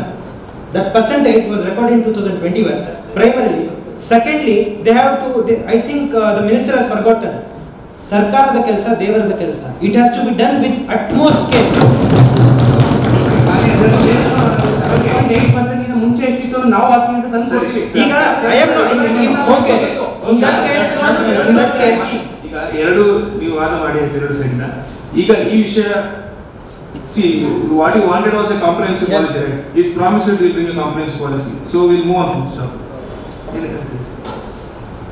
ಮಹಾಸ್ವಾಮಿಗಳೇ, ಇವ್ರು ಏನ್ ಹೇಳಿದ್ರು, ಈಗ ಎಲ್ಲಾ ಕಡೆನೂ ಮಹಿಳಾ ಪೊಲೀಸ್ ಠಾಣೆ ಹಾಗೆ ಹೀಗೆ ಅಂತ ಇವರು ಹೇಳ್ತಾನೆ ಇದ್ದಾರೆ ಮೇಡಮ್, ನಮ್ಮ ಆಡಳಿತ ಪಕ್ಷದವರು. ಈಗಷ್ಟೇ ಈ ಬೆಳಗ್ಗೆ ಕೋಲಾರ ಜಿಲ್ಲೆಯಲ್ಲಿ ಒಂದು 9ನೇ ತರಗತಿಯ ವಿದ್ಯಾರ್ಥಿನಿಯ ಮೇಲೆ ಒಂದು ಅತ್ಯಾಚಾರ ಆಗಿದೆ ಇವತ್ತು ಬೆಳಗ್ಗೆ.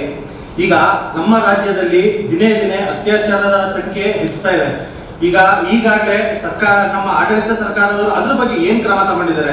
ಈಗ ಅತ್ಯಾಚಾರ ಶಾಲಾ ವಿದ್ಯಾರ್ಥಿಗಳ ಮೇಲೆ ನಡೀತಿದೆ ಅಂತ ಅಂದ್ಮೇಲೆ ಒಂದು ಮುನ್ನೆಚ್ಚರಿಕೆ ಕ್ರಮವಾಗಿ ಪ್ರತಿಯೊಂದು ಶಾಲೆಯಲ್ಲಿ ಒಬ್ಬೊಬ್ರು ಪೊಲೀಸ್ನ ನೇಮಿಸೋದು ಉತ್ತಮವೋ ಅಲ್ಲವೋ? ವಿದ್ಯಾರ್ಥಿನಿಯರು ಭಯದಿಂದ ಅವರು ಶಾಲಾ ಕಾಲೇಜುಗಳಿಗೆ ತೆರಳಕ್ಕೆ ಆಗ್ತಾ ಇಲ್ಲ. ನಮ್ಮ ಪ್ರಶ್ನೆ ಏನ್ ಹೇಳಿದ್ರೆ, ಒಂದು ಪೊಲೀಸ್ ನಿಯಮ ಆಗ್ಬೇಕು ಪ್ರತಿ ಶಾಲೆ. ಹೌದು. ಪ್ರತಿ ಶಾಲಾ ಮಕ್ಕಳಿಗೆ ರೇಪ್ ಸಂಬಂಧಪಟ್ಟಾಗ ಏನಾಗ್ತದೆ?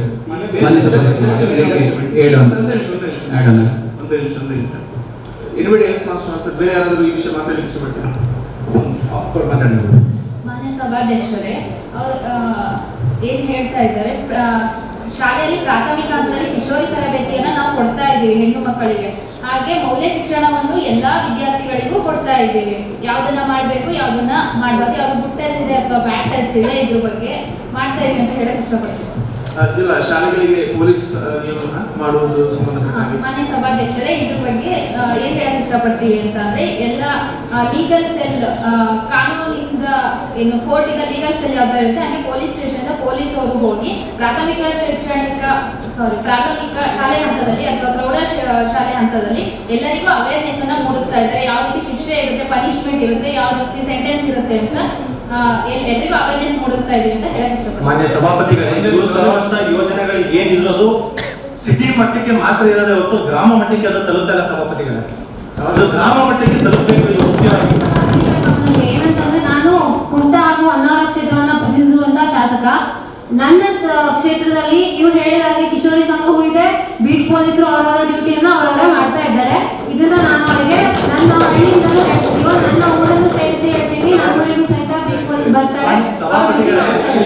ಟಚ್ ಬಗ್ಗೆ ಹೇಳಿದ್ರು, ಆ ಟಚ್ ಬಗ್ಗೆ ಮಾತ್ರ ಅವ್ರು ಹೇಳ್ತಾ ಇದ್ದಾರೆ. ಆದ್ರೆ ಅತ್ಯಾಚಾರ ಒಳಗಾಗೋದಕ್ಕೆ ಅದು ಅನ್ವಯ ಆಗಲ್ಲ.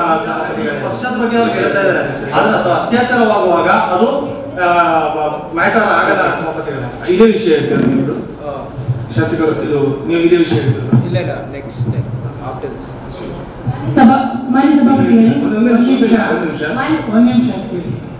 ಒಂದು ಮಾಹಿತಿ, ಕಿಶೋರಿ ತರಬೇತಿ ಅನ್ನುವಂಥದ್ದು ಆಗ್ತಾ ಇರುವಂಥದ್ದು ಮುಟ್ಟಿನ ಸಂದರ್ಭದಲ್ಲಿ ಆಗ್ತಾ ಇರುವಂತ, ಅಂದ್ರೆ ಮುಟ್ಟಿನ ಬಗ್ಗೆ ಏನು ಅದರ ಬಗ್ಗೆ ಮಾಹಿತಿಯನ್ನು ಕೊಡುವಂತ ಕೆಲಸವೇ ಹೊರತು ಅತ್ಯಾಚಾರದ ಬಗ್ಗೆ ಅಥವಾ ಇಂತಹ ಕಿರುಕುಳದ ಬಗ್ಗೆ ಮಾಹಿತಿ ಕೊಡುವಂತ ಕೆಲಸ ಕೂಡ ನಾವು ಮಾಡಿದೀವಿ. ಇನ್ನೊಂದು ನೋಡಿ, ಇವ್ರು ಹೇಳಿದ ನಿಜ ಇದೆ. Good touch and bad touch ಬಗ್ಗೆ ಈಗಾಗಲೇ ಶಾಲೆಗಳಲ್ಲಿ ಸಮಿತಿಗಳು ಮಾಡಿ ಹೆಣ್ಮಕ್ಳಿಗೆ ಯಾವುದು ಸರಿ ಯಾವುದು ತಪ್ಪು, ಅದು whenever they undergo bad touch, they must bring it to the notice of teachers ಅಥವಾ ಇಮಿಡಿಯೇಟ್ಲಿ ಅವರಿಗೆ ತರಬೇಕು ಅನ್ನೋದು ಇವೆಲ್ಲ ಮಾಡ್ತಾ ಇದೆ ಸರ್ಕಾರ. ಎರಡನೇದಾಗಿ ಅತ್ಯಾಚಾರ ಆಗೋ ಮೊದಲು ಅಂಥ ಸನ್ನಿವೇಶ ಬಂದಾಗ ಒಂದು ಮೊಬೈಲ್ ನಂಬರ್ ಕೊಟ್ಟಿದ್ದಾರೆ. ನಿಮ್ಮ ಫೋನಲ್ಲಿ ಅದನ್ನು ಆ್ಯಪ್ ಡೌನ್ಲೋಡ್ ಮಾಡಿಬಿಟ್ಟು ಅಂಥ ಸಂದರ್ಭ ಬಂದಾಗ ನಾವು ಕಾಲ್ ಮಾಡಿದರೆ ನಿಯರೆಸ್ಟ್ ಪೊಲೀಸ್ ಸ್ಟೇಷನ್ಗೆ ಮಾಹಿತಿ ಹೋಗುತ್ತೆ. ನೀವು ಆ ದುರ್ಘಟನೆಯಲ್ಲಿ ಸಿಕ್ಕಾಕೊಳ್ಳೋಕೆ ಮುಂಚೆ ಅದನ್ನು ಆ ನಂಬರ್ ಗೊತ್ತಿದ್ರೆ ಅವ್ರು ನಿಮ್ಮ ರೆಸ್ಕ್ಯೂಗೆ ಬರ್ತಾರೆ. ಮೂರನೇ ವಿಚಾರ, ಐ ಆಮ್ ಕನ್ಕ್ಲೂಡಿಂಗ್ ಪ್ಲೀಸ್, ಇವೆಲ್ಲ ಲಾ ಓದುವಂಥ ವಿದ್ಯಾರ್ಥಿಗಳು. ಪೋಕ್ಸೋ ಅಂತ ಒಂದು ಕಾಯ್ದೆ ಗೊತ್ತಿದೆ ತಮಗೆಲ್ಲ. ಇದು ಚೈಲ್ಡ್ ಸೆಕ್ಷುವಲ್ ಅಫೆನ್ಸ್ ಬಗ್ಗೆನೇ ಇರುವಂಥ ಕಾಯ್ದೆ. ಇಂಥ ಒಂದು ಹೆಲ್ತಿ ಡಿಸ್ಕಷನ್ ಆಗುವಾಗ ಸ್ವಲ್ಪ ಅದನ್ನು ಓದ್ಕೊಂಡು ಬಂದಿರಬೇಕು. ಅಂತ ಆ್ಯಕ್ಟ್ ಇದೆಯಾ, ಅದರಲ್ಲಿ ಏನೇನಿದೆ ನೋಡಿ. ಅದರಲ್ಲಿ ನೋಡಿದಾಗ 3 ತಿಂಗಳಲ್ಲಿ ಅತ್ಯಾಚಾರಕ್ಕೆ ಒಳಗಾದ ಮಗುದು ಸ್ಟೇಟ್ಮೆಂಟ್ ತಗೋಬೇಕು. ಕಾಲಮಿತಿ ಯಾರು ಹೇಳಿದರು, ಪ್ರೊಲಾಂಗ್ ಆಗ್ತಿದೆ, ಕೇಸಸ್ ಡಿಸ್ಪೋಸ್ ಆಗ್ತಿಲ್ಲ ಬೇಗ.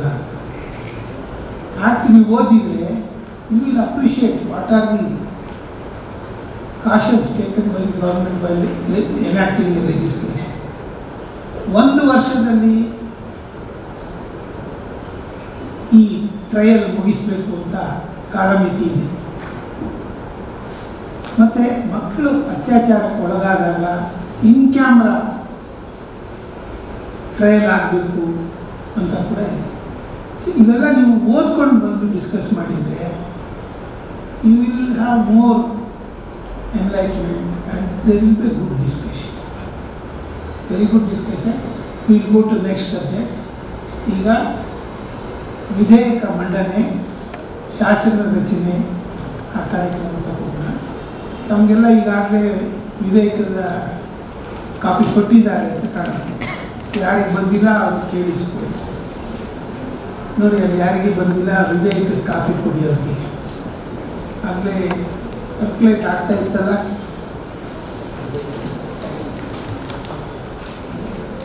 ನೋಡಿ, ಎಕ್ಸ್ಟ್ರಾ ಕಾಪಿ ಇದ್ದರೆ ಬರದೇ ಇದ್ದವರು ಕೊಡಿ ನೋಡಿ, ಸರ್ಕ್ಯುಲೇಟ್ ಮಾಡಿ ಎಲ್ಲರೂ. ಅಲ್ಲಿ ಹಿಂದೆ ಬೆಂಚವರು ಕೊಡಿ, ಹಿಂದೆ ಅಲ್ಲಿ ಅವ್ರಿಗೆ ಬಂದಿಲ್ಲ ಕೊಡಿ.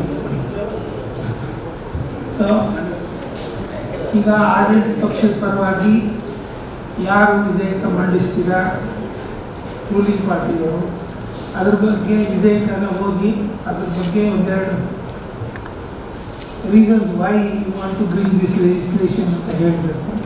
ಆಮೇಲೆ ಚರ್ಚೆ ಆಗುತ್ತೆ ವಿರೋಧ ಪಕ್ಷದಿಂದ. ಆಮೇಲೆ ವೋಟಿಂಗ್ ಆಗಬೇಕು, ಬಿಲ್ ಪಾಸ್ ಮಾಡೋ ಪ್ರೊಸೀಜರ್ ಆಗಬೇಕು. ನಾವು ಯು ಟೇಕ್ ಅಪ್ ಬಿಲ್ ಯಾರು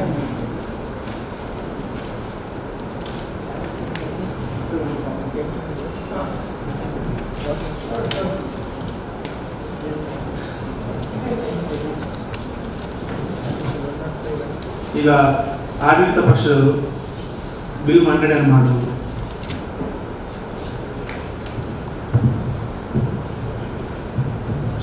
ಮಾನ್ಯ ಸಭಾಧ್ಯಕ್ಷರು ಹಾಗೂ ಮಾನ್ಯ ಮುಖ್ಯಮಂತ್ರಿಗಳು ಅನುಮತಿ ಮೇರೆಗೆ ಇವತ್ತು ಈ ಮಸೂದೆ, ಈ ಬಿಲ್ಲನ್ನು ಸದನದಲ್ಲಿ ಪ್ರಸ್ತುತಪಡಿಸ್ತಾ ಇದ್ದಾರೆ.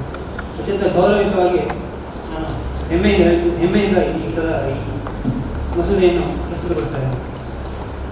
ಕರ್ನಾಟಕ ಕಾನೂನು ಮತ್ತು ಸಂಸದೀಯ ಸುಧಾರಣಾ ಸಂಸ್ಥೆ ಬೆಂಗಳೂರು ಹಾಗೂ ಜೆಎಸ್ಎಸ್ ಕಾಲೇಜು ಸಾಹಿತ್ಯ ಮೈಸೂರು ವಲಯ ಮಾದರಿ ಅಧಿವೇಶನ ಸ್ವಾಗತ. ಕರ್ನಾಟಕ ವಿಧಾನಸಭೆ 16ನೇ ಅಧಿವೇಶನ. ಶಾಸಕರ ಶಿಸ್ತು ಮತ್ತು ಸವಲತ್ತುಗಳನ್ನು ನಿಯಂತ್ರಿಸುವ ಹಾಗೂ ರಕ್ಷಿಸುವ ವಿಧೇಯಕ 2022 ವಿಧಾನಸಭೆಯ ವಿಧೇಯಕ ಸಂಖ್ಯೆ 1. ಇದು ಭಾರತ ಗಣರಾಜ್ಯದ 73ನೇ ವರ್ಷದಲ್ಲಿ ಕರ್ನಾಟಕ ರಾಜ್ಯ ವಿಧಾನಮಂಡಲದಿಂದ ಈ ಮುಂದಿನಂತೆ ಅಧಿನಿಯಮಿತವಾಗಿದೆ. ಸಂಕ್ಷಿಪ್ತ ಮತ್ತು ಪ್ರಾರಂಭ. ಈ ಅಧಿನಿಯಮವನ್ನು ಶಾಸಕರ ಶಿಸ್ತು ಮತ್ತು ಸವಲತ್ತುಗಳನ್ನು ನಿಯಂತ್ರಿಸುವ ಹಾಗೂ ರಕ್ಷಿಸುವ ವಿಧೇಯಕ 2022 ಎಂದು ಕರೆಯತಕ್ಕದ್ದು. ಇದು ಈ ಕೂಡಲೇ ಜಾರಿಗೆ ಬರತಕ್ಕದ್ದು. 2. ಪರಿಭಾಷೆಗಳು. ಅಧಿನಿಯಮದಲ್ಲಿ ಪ್ರತಿಪಡಿಸಿದ ಸಂದರ್ಭವು ಅನ್ಯಥಾ ಅಗತ್ಯಪಡಿಸಿದ ಹೊರತು. ಉಭಯ ಸದನಗಳು ಎಂದರೆ ಭಾರತದ ಶಾಸಕಾಂಗ ವ್ಯವಸ್ಥೆಯಲ್ಲಿ ಕಾರ್ಯನಿರ್ವಹಿಸುವ ಕರ್ನಾಟಕ ರಾಜ್ಯ ಶಾಸಕಾಂಗದ ಮೇಲ್ಮನೆ ವಿಧಾನ ಪರಿಷತ್ ಹಾಗೂ ಕೆಳಮನೆ ವಿಧಾನಸಭೆ. ಶಾಸಕರು ಎಂದರೆ ಭಾರತ ಶಾಸಕಾಂಗ ವ್ಯವಸ್ಥೆಯಲ್ಲಿ ಕಾರ್ಯನಿರ್ವಹಿಸುವ ಚುನಾಯಿತ ಅಥವಾ ನಾಮನಿರ್ದೇಶನಗೊಂಡ ಉಭಯ ಸದನದ ಸದಸ್ಯರು. ಶಿಸ್ತುಪಾಲನಾ ಸಮಿತಿ ಎಂದರೆ ಉಭಯ ಸದನಗಳ ಶಾಸಕರ ಅಶಿಸ್ತಿನ ವರ್ತನೆಗಳ ಬಗ್ಗೆ ಕ್ರಮ ಕೈಗೊಳ್ಳಲು ಹಾಗೂ ಶಿಸ್ತು ಪಾಲಿಸಲು ರಚಿತವಾಗಿರುವ ಸಮಿತಿ. 3. ಶಾಸಕರ ಶಿಸ್ತು ಮತ್ತು ಸವಲತ್ತುಗಳನ್ನು ನಿಯಂತ್ರಿಸುವ ಹಾಗೂ ರಕ್ಷಿಸುವ ಕುರಿತು. ತಾತ್ಕಾಲಿಕದಲ್ಲಿ ಜಾರಿಯಲ್ಲಿರುವ ಯಾವುದೇ ಕಾನೂನಿನಲ್ಲಿ ಏನೇ ಅಡಕವಾಗಿದ್ದರೂ ಅಥವಾ ಯಾವುದೇ ನ್ಯಾಯಾಲಯ, ನ್ಯಾಯಾಧಿಕರಣ ಅಥವಾ ಪ್ರಾಧಿಕಾರದ ಯಾವುದೇ ತೀರ್ಪು, ಡಿಗ್ರಿ ಅಥವಾ ಏನೇ ಆದೇಶ ಇದ್ದರೂ ಈ ಅಧಿನಿಯಮದ ಕಾನೂನಿನ ಪ್ರಾರಂಭದ ದಿನಾಂಕದಿಂದ ಈ ಅಧಿನಿಯಮ ಅಥವಾ ಅದರಡಿಯಲ್ಲಿ ರಚಿಸಿದ ಉಪಬಂಧಗಳಿಗೆ ಒಳಪಟ್ಟು ಸರ್ಕಾರ ನಿಯಮಿಸಬಹುದಾದ ರೀತಿಯಲ್ಲಿ ಮತ್ತು ಅಂತಹ ಷರತ್ತುಗಳಿಗೆ ಒಳಪಟ್ಟು ಈ ಅಧಿನಿಯಮದ ಪ್ರಾರಂಭ ದಿನಾಂಕದಿಂದ ಉಭಯ ಸದನಗಳ ಘನತೆಯನ್ನು ಸಂರಕ್ಷಿಸತಕ್ಕದ್ದು ಹಾಗೂ ಸರ್ವ ಸದಸ್ಯರ ಶಿಸ್ತು ಪಾಲಿಸತಕ್ಕದ್ದು.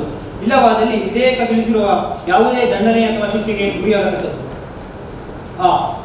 ಪರಂತು ಅವುಗಳನ್ನು ಸಂರಕ್ಷಿಸಲು ಸಂಬಂಧಿಸಿದಂತೆ ಯಾವುದೇ ಪ್ರಕರಣವು ನ್ಯಾಯಾಲಯದಲ್ಲಿ ಇತ್ಯರ್ಥದಲ್ಲಿದ್ದರೆ ಮತ್ತು ನಿಯಮಿಸಬಹುದಾದಂತಹ ಇತರ ಸನ್ನಿವೇಶಗಳಲ್ಲಿ ಯಾವುದೇ ಸಂರಕ್ಷಣೆಯನ್ನು ಮಾಡತಕ್ಕದ್ದಲ್ಲ. 4. ಉಭಯ ಸದನಗಳ ಗೌರವಾನ್ವಿತ ಸದಸ್ಯರ ಕರ್ತವ್ಯಗಳು ಹಾಗೂ ಹೊಣೆಗಾರಿಕೆಗಳು. 4ನೇದು ಚುನಾವಣೆಗೆ ಸ್ಪರ್ಧಿಸುವ ಪೂರ್ವದಲ್ಲಿ ಎಲ್ಲಾ ಅಭ್ಯರ್ಥಿಗಳು ಕಡ್ಡಾಯವಾಗಿ ತಮ್ಮ ಆಸ್ತಿಯ ವಿವರ, ಶೈಕ್ಷಣಿಕ ಅರ್ಹತೆ, ಅಪರಾಧ ಹಿನ್ನೆಲೆಯನ್ನು ಬಹಿರಂಗಪಡಿಸತಕ್ಕದ್ದು. ಸಭಾಧ್ಯಕ್ಷರು ನೀಡಿದ ಎಲ್ಲಾ ನಿಯಮಾವಳಿಗೆ ಹಾಗೂ ಸೂಚನೆಗಳಿಗೆ ಬದ್ಧರಾಗಿ ಗೌರವಯುತವಾಗಿ ವರ್ತಿಸುವುದು ಹಾಗೂ ಉಭಯ ಸದನಗಳ ಘನತೆಯನ್ನು ಹೆಚ್ಚಿಸುವುದು. ಯಾವುದೇ ಸದಸ್ಯರು ಅಧಿವೇಶನ ಜರುಗುವ ಸಮಯದಲ್ಲಿ ಮತ್ಯಾವುದೇ ಗೌರವಾನ್ವಿತ ಸದಸ್ಯರ ಭಾವನೆಗಳಿಗೆ ಹಾಗೂ ಅವರ ವೈಯಕ್ತಿಕ ವರ್ಚಸ್ಸಿಗೆ ಧಕ್ಕೆಯನ್ನುಂಟು ಮಾಡಬಾರದು. ವಿಧಾನಸಭೆ ಮತ್ತು ವಿಧಾನ ಪರಿಷತ್ ಶಾಸಕರು ಅಧಿವೇಶನ ನಡೆಯುವ ಎಲ್ಲಾ ದಿನಗಳಲ್ಲೂ ಕಡ್ಡಾಯವಾಗಿ ಹಾಜರಾತಿ ಹೊಂದಿರಬೇಕು. ಅಧಿವೇಶನದ ಸಮಯದಲ್ಲಿ ಪ್ರತಿಯೊಬ್ಬ ಶಾಸಕರು ಕಡ್ಡಾಯವಾಗಿ ಹಾಜರಾಗಿ ಒಂದಾದರೂ ಪ್ರಶ್ನಾವಳಿಯಲ್ಲಿ ಭಾಗವಹಿಸಬೇಕು. ಹೆಚ್ಚಿದ್ದಲ್ಲಿ ಮಾನ್ಯ ಸಭಾಪತಿಯವರ ಒಪ್ಪಿಗೆ ಮೇರೆಗೆ ಮಂಡಿಸಬಹುದು. 2 ವಾರಗಳಿಗಿಂತ ಹೆಚ್ಚು ಸದನ ಕಲಾಪಗಳಿಗೆ ಗೈರು ಹಾಜರಾದಲ್ಲಿ ಶಾಸಕರ ಸದಸ್ಯತ್ವವನ್ನು ರದ್ದುಗೊಳಿಸಲಾಗುವುದು. 1 ವರ್ಷದಲ್ಲಿ ಯಾವುದೇ ಅಧಿವೇಶನದಲ್ಲಿ ಪಾಲ್ಗೊಳ್ಳಲು ವಿಫಲರಾದಲ್ಲಿ ಮುಂದಿನ ಚುನಾವಣೆಗೆ ಸ್ಪರ್ಧಿಸಲು ಅವಕಾಶ ಕಲ್ಪಿಸುವುದಿಲ್ಲ. ಯಾವುದೇ ಸದಸ್ಯರು ರಾಷ್ಟ್ರ ವಿರೋಧಿ ಹಾಗೂ ಸಮಾಜ ವಿರೋಧಿ ಚಟುವಟಿಕೆಗಳಲ್ಲಿ ಪಾಲ್ಗೊಂಡ ಸದಸ್ಯತ್ವವನ್ನು ಅನರ್ಹಗೊಳಿಸಲಾಗುವುದು. ಅಧಿವೇಶನದ ಸಮಯದಲ್ಲಿ ಯಾವುದೇ ಸದಸ್ಯರು ರಾಷ್ಟ್ರ ಧ್ವಜ ಮತ್ತು ರಾಷ್ಟ್ರಗೀತೆಗೆ ಅಗೌರವಿಸುವುದು ಹಾಗೂ ರಾಷ್ಟ್ರದ ಏಕತೆ ಮತ್ತು ಸಮಗ್ರತೆಗೆ ಧಕ್ಕೆ ಉಂಟಾಗುವ ರೀತಿಯಲ್ಲಿ ನಡೆದುಕೊಂಡರೆ ಅವರ ವಿರುದ್ಧ ಶಿಸ್ತು ಕ್ರಮ ಕೈಗೊಳ್ಳಲಾಗುವುದು. 5ನೇದು ಶಿಸ್ತು ಪಾಲನಾ ಸಮಿತಿ ರಚನೆ, ಅಧಿಕಾರ ಮತ್ತು ಕಾರ್ಯಗಳು. ಶಿಸ್ತು ಪಾಲನಾ ಸಮಿತಿಯ ಉಭಯ ಸದನಗಳಲ್ಲಿ ಸಭಾಧ್ಯಕ್ಷರನ್ನು ಒಳಗೊಂಡಂತೆ ಮುಖ್ಯಮಂತ್ರಿಗಳು ಹಾಗೂ ವಿರೋಧ ಪಕ್ಷದ ನಾಯಕರನ್ನು ಒಳಗೊಂಡ ಸಮಿತಿಯಾಗಿರುತ್ತದೆ. ಶಿಸ್ತು ಪಾಲನಾ ಸಮಿತಿ ಅಧ್ಯಕ್ಷರಾಗಿ ಮುಖ್ಯಮಂತ್ರಿಗಳನ್ನು ನೇಮಿಸಲಾಗುತ್ತದೆ.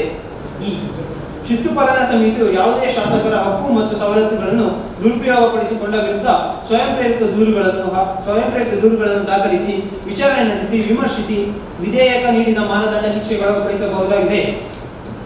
ಶಿಸ್ತು ಪಾಲನಾ ಸಮಿತಿಯು ಉಭಯ ಸದನಗಳಲ್ಲಿ ಯಾವುದೇ ಸದಸ್ಯರಿಂದ ದೂರು ಸ್ವೀಕರಿಸಿ, ಪರಿಶೀಲಿಸಿ, ಪರಾಮರ್ಶಿಸಿ, ವಿಚಾರಣೆ ನಡೆಸಿ ಶಿಕ್ಷಿಸಬಹುದು.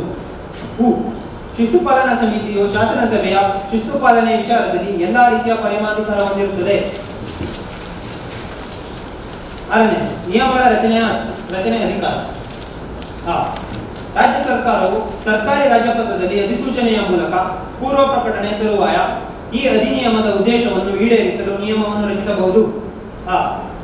ಈ ಅಧಿನಿಯಮದ ಅಡಿಯಲ್ಲಿ ರಚಿಸಿದ ಪ್ರತಿಯೊಂದು ನಿಯಮವನ್ನು ಅದನ್ನು ತರುವಾಯ ಆದಷ್ಟು ಬೇಗನೆ ರಾಜ್ಯ ವಿಧಾನಮಂಡಲದ ಪ್ರತಿಯೊಂದು ಸದನದ ಮುಂದೆ ಒಂದು ಅಧಿವೇಶನದಲ್ಲಿ ಅಥವಾ 2 ಅಥವಾ ಹೆಚ್ಚು ನಿರಂತರ ಅಧಿವೇಶನಗಳಲ್ಲಿ ಅಡಕವಾಗಿರಬಹುದಾದ ಒಟ್ಟು 30 ದಿನಗಳ ಅವಧಿಯವರೆಗೆ ಅಧಿವೇಶನದಲ್ಲಿ ಇರುವಾಗ ಮಂಡಿಸತಕ್ಕದ್ದು ಮತ್ತು ಮೇಲೆ ಹೇಳಿದ ಅಧಿವೇಶನ ಅಥವಾ ನಿರಂತರ ಅಧಿವೇಶನಗಳ ನಿಕಟ ತರುವಾಯದ ಅಧಿವೇಶನವು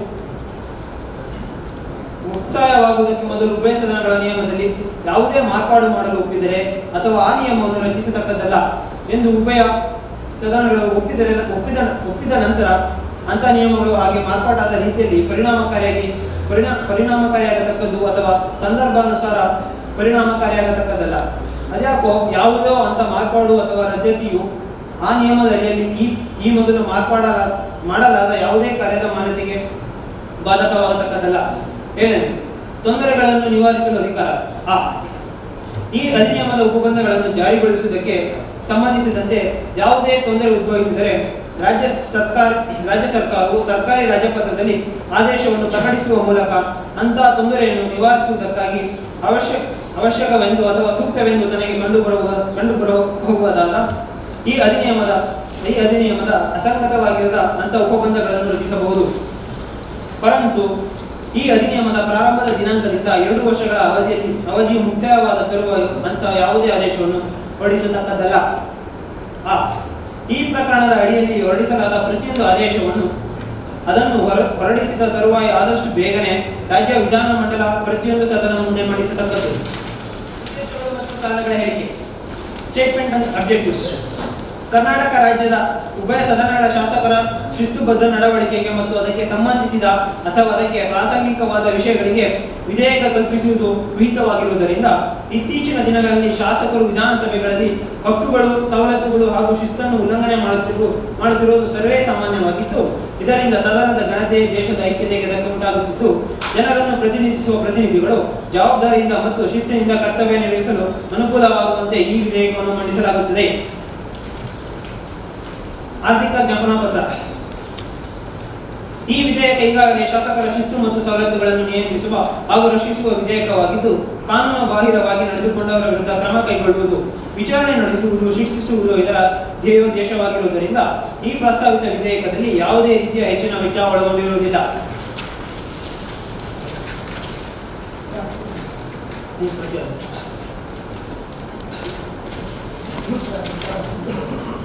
ಮಾನ್ಯ ಸಭಾಧ್ಯಕ್ಷರೇ, ಈಗಾಗಲೇ ಈ ಮಸೂದೆಯನ್ನು ಮಂಡಿಸಿದ್ದೇನೆ. ಇದರ ಮುಖ್ಯ ಈ ಮಸೂದೆಯನ್ನು ಮಾಡಿದ ಮುಖ್ಯ ಉದ್ದೇಶ ಏನಂದ್ರೆ ಶಾಸಕರ ಶಿಸ್ತು ಪಾಲನೆ ಮತ್ತು ಅವರಿಗೆ ದೊರೆಯುವಂತ ಸವಲತ್ತುಗಳ ನಿಯಂತ್ರಣ ಅಥವಾ ಸವಲತ್ತುಗಳ ರಕ್ಷಿಸುವ ವಿಧೇಯಕ. ಇದರ ಮುಖ್ಯ ಉದ್ದೇಶ ಅಂದ್ರೆ ನಾವು ಮೊದಲು ಶಾಸಕರುಗಳನ್ನು ನಿಯಂತ್ರಿಸಿದರೆ ಒಂದು ಶಾಸಕಾಂಗ ಮಾದರಿಯಾಗಬೇಕು. ಯಾವುದೇ ಒಂದು ಒಬ್ಬ ಜನಗಳಿಗೆ ಒಬ್ಬ ಶಾಸಕ ಮಾದರಿಯಾಗಿರ್ಬೇಕು. ಆತ ತನ್ನ ಕ್ಷೇತ್ರವನ್ನು ರೆಪ್ರೆಸೆಂಟ್ ಮಾಡ್ತಾ ಇರ್ತಾನೆ. ಅವನು ಯಾವುದೇ ರೀತಿಯ ಯಾವುದೇ ರೀತಿಯಲ್ಲಿ ಕೈ ತೋರಿಸ್ಕೊಳ್ಳೋ ರೀತಿ ಇರ್ಬಾರ್ದು. ಅವನೊಬ್ಬ ಶಿಸ್ತಿನ ಸಿಪಾಯಿ ತರ ವರ್ತಿಸಬೇಕು ಅನ್ನೋ ಈ ಉದ್ದೇಶದಿಂದ ಈಗ ಆಲ್ರೆಡಿ ಹೇಳಿದಾಗೆ ಕರ್ತವ್ಯ ಮತ್ತು ಹೊಣೆಗಾರಿಕೆಗಳಲ್ಲಿ ಮುಖ್ಯವಾಗಿ ನಾವು ಏನನ್ನು ಇಲ್ಲಿ ಈ ಬಿಲ್ಲಲ್ಲಿ ಮಂಡನೆ ಮಾಡಬೇಕು ಅಂತಿದ್ದೇವೆ ಅಂದ್ರೆ, ಪ್ರತಿಯೊಬ್ಬ ಶಾಸಕರು ಕಡ್ಡಾಯವಾಗಿ ಸದನದಲ್ಲಿ ಪಾಲ್ಗೊಳ್ಬೇಕು. ಆ ಸದನದಲ್ಲಿ ಪಾಲ್ಗೊಂಡು ಒಂದಾದರೂ ಪ್ರಶ್ನಾವಳಿಯಲ್ಲಿ ಭಾಗವಹಿಸಿ ಪ್ರಶ್ನೆಗಳನ್ನು ಕೇಳಬೇಕು. ನನ್ನ ಕ್ಷೇತ್ರಕ್ಕೆ ಸಂಬಂಧಿಸಿದಂತೆ ಯಾವುದೇ ಲೋಪಗಳು ಅಥವಾ ಯಾವುದೇ ತೊಂದರೆಗಳಿದ್ದು ಸದನದಲ್ಲಿ ಬಂದು ಮಂಡಿಸಬೇಕು. ಈಗ ನಾವು ಉದಾಹರಣೆಗೆ ತಗೊಂಡ್ರೆ ಅನೇಕ ಶಾಸಕರಾಗಿ ಎಲೆಕ್ಟ್ ಆಗ್ತಾರೆ, ಆದರೆ ಯಾವುದೇ ಸದನಗಳಿಗೆ ಪಾಲ್ಗೊಳ್ಳೋದಿಲ್ಲ. ಅವರಿಗೆ ಬರುವಂತ ಸವಲತ್ತುಗಳನ್ನು ಮಾತ್ರ ಸ್ವೀಕರಿಸ್ತಾರೆ. ಅವರು ಯಾವುದೇ ರೀತಿಯ ಲಾ ಮೇಕಿಂಗ್ ಅಲ್ಲಿ ಅವರು ಇನ್ವಾಲ್ವ್ ಆಗಲ್ಲ. ಅದರಿಂದ ಅವರ ಅಧಿಕಾರವನ್ನು ಅವರೇ ಕಡೆಗಣಿಸ್ತಾ ಇದ್ದಾರೆ. ಪ್ರಜಾಪ್ರಭುತ್ವದಲ್ಲಿ ಕೊಟ್ಟಿರುವ ಹಕ್ಕನ್ನು ಅವರು ದುರುಪಯೋಗ ಪಡಿಸ್ಕೊಳ್ತಾ ಇದ್ದಾರೆ. ಹಾಗೂ ಈ ರೀತಿ ಮಾಡಿದವರ ಅಭ್ಯರ್ಥಿಗಳು ಯಾರಿರ್ತಾರೆ ಅವರು ಸದನಕ್ಕೆ ಬರಕ್ಕಾಗಿಲ್ಲ ಅಂದ್ರೆ ಅಂತವರ ಸದಸ್ಯತ್ವವನ್ನು ರದ್ದುಪಡಿಸುವುದು, ಅದಕ್ಕೆ ಕಾಲಮಿತಿಯನ್ನು ಕೊಡಿದ್ದೀವಿ. ಅಂತವರ ಸದಸ್ಯರನ್ನು ಅನರ್ಹಗೊಳಿಸುವುದು ಅಥವಾ ಇನ್ನೂ ಹೆಚ್ಚಿನ ಮುಂದೆ ಹೋದಂತೆ ಅವರ ಏನು ಮುಂದಿನ ಚುನಾವಣೆಗಳಿಗೆ ಸ್ಪರ್ಧಿಸುವ ಅವಕಾಶ ಕೊಡೋದಿಲ್ಲ. ಇದಕ್ಕೆ ಸಂಬಂಧಿಸಿದಂತೆ ಒಂದು ಶಿಸ್ತು ಪಾಲನೆ ಮತ್ತು ಅಧಿಕಾರಗಳನ್ನು ನಾವು ಆಗಲೇ ಮೆನ್ಷನ್ ಮಾಡಿದೆ. ಇದಕ್ಕೊಂದು ಕಮಿಟಿ ಮಾಡಿ ಅದರಲ್ಲಿ ಮುಖ್ಯಮಂತ್ರಿಗಳು, ವಿರೋಧ ಪಕ್ಷಗಳು ಹಾಗೂ ಸಭಾಧ್ಯಕ್ಷರನ್ನು ಒಳಗೊಂಡಂತೆ ಒಂದು ಸಮಿತಿ ಮಾಡಿ ಅದರಲ್ಲಿ ಏನೇ ಲೋಪದೋಷಗಳಾದರೂ ಈ ಮೇಲೆ ಮಂಡಿಸುವಂತ ಅಂಶಗಳು ಯಾವುದೇ ಲೋಪವಾಗಿದ್ದರೂ ಈ 3 ಜನ ಸದಸ್ಯರ ಸಮಿತಿಗಳನ್ನು ಒಳಗೊಂಡಂತೆ ಶಿಸ್ತು ಕ್ರಮಗಳನ್ನು ಕೈಗೊಳ್ಳಬಹುದು. ಆ ಶಿಸ್ತು ಕ್ರಮಗಳು ಏನೇ ಇದ್ರೂ ಶಾಸಕರು ಅದಕ್ಕೆ ಬದ್ಧರಾಗಿ ಪಾಲಿಸಬೇಕಾಗಿದೆ. ಈ ಬಿಲ್ಲಿನ ಮಸೂದೆಯ ಮುಖ್ಯ ಅಂಶವಾಗಿದೆ. ಸಭಾಧ್ಯಕ್ಷ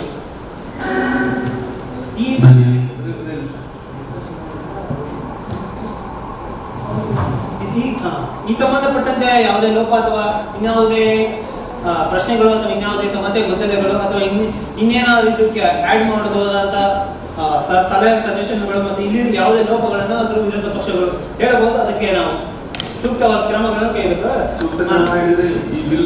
ಸೂಕ್ತ ಅಂದ್ರೆ ಬದಲಾವಣೆ ಸೂಕ್ತ ಅಂದ್ರೆ ಅವು ವ್ಯಾಲಿಡ್ ಇದ್ದಾರೆ ಅಲ್ಲಿಂದ ಬಂದರೆ ಸಲಹೆಗಳು ತಗೊಳ್ಳೋದಕ್ಕೆ ನಾವು ಅರ್ಹರಾಗಬೇಕು.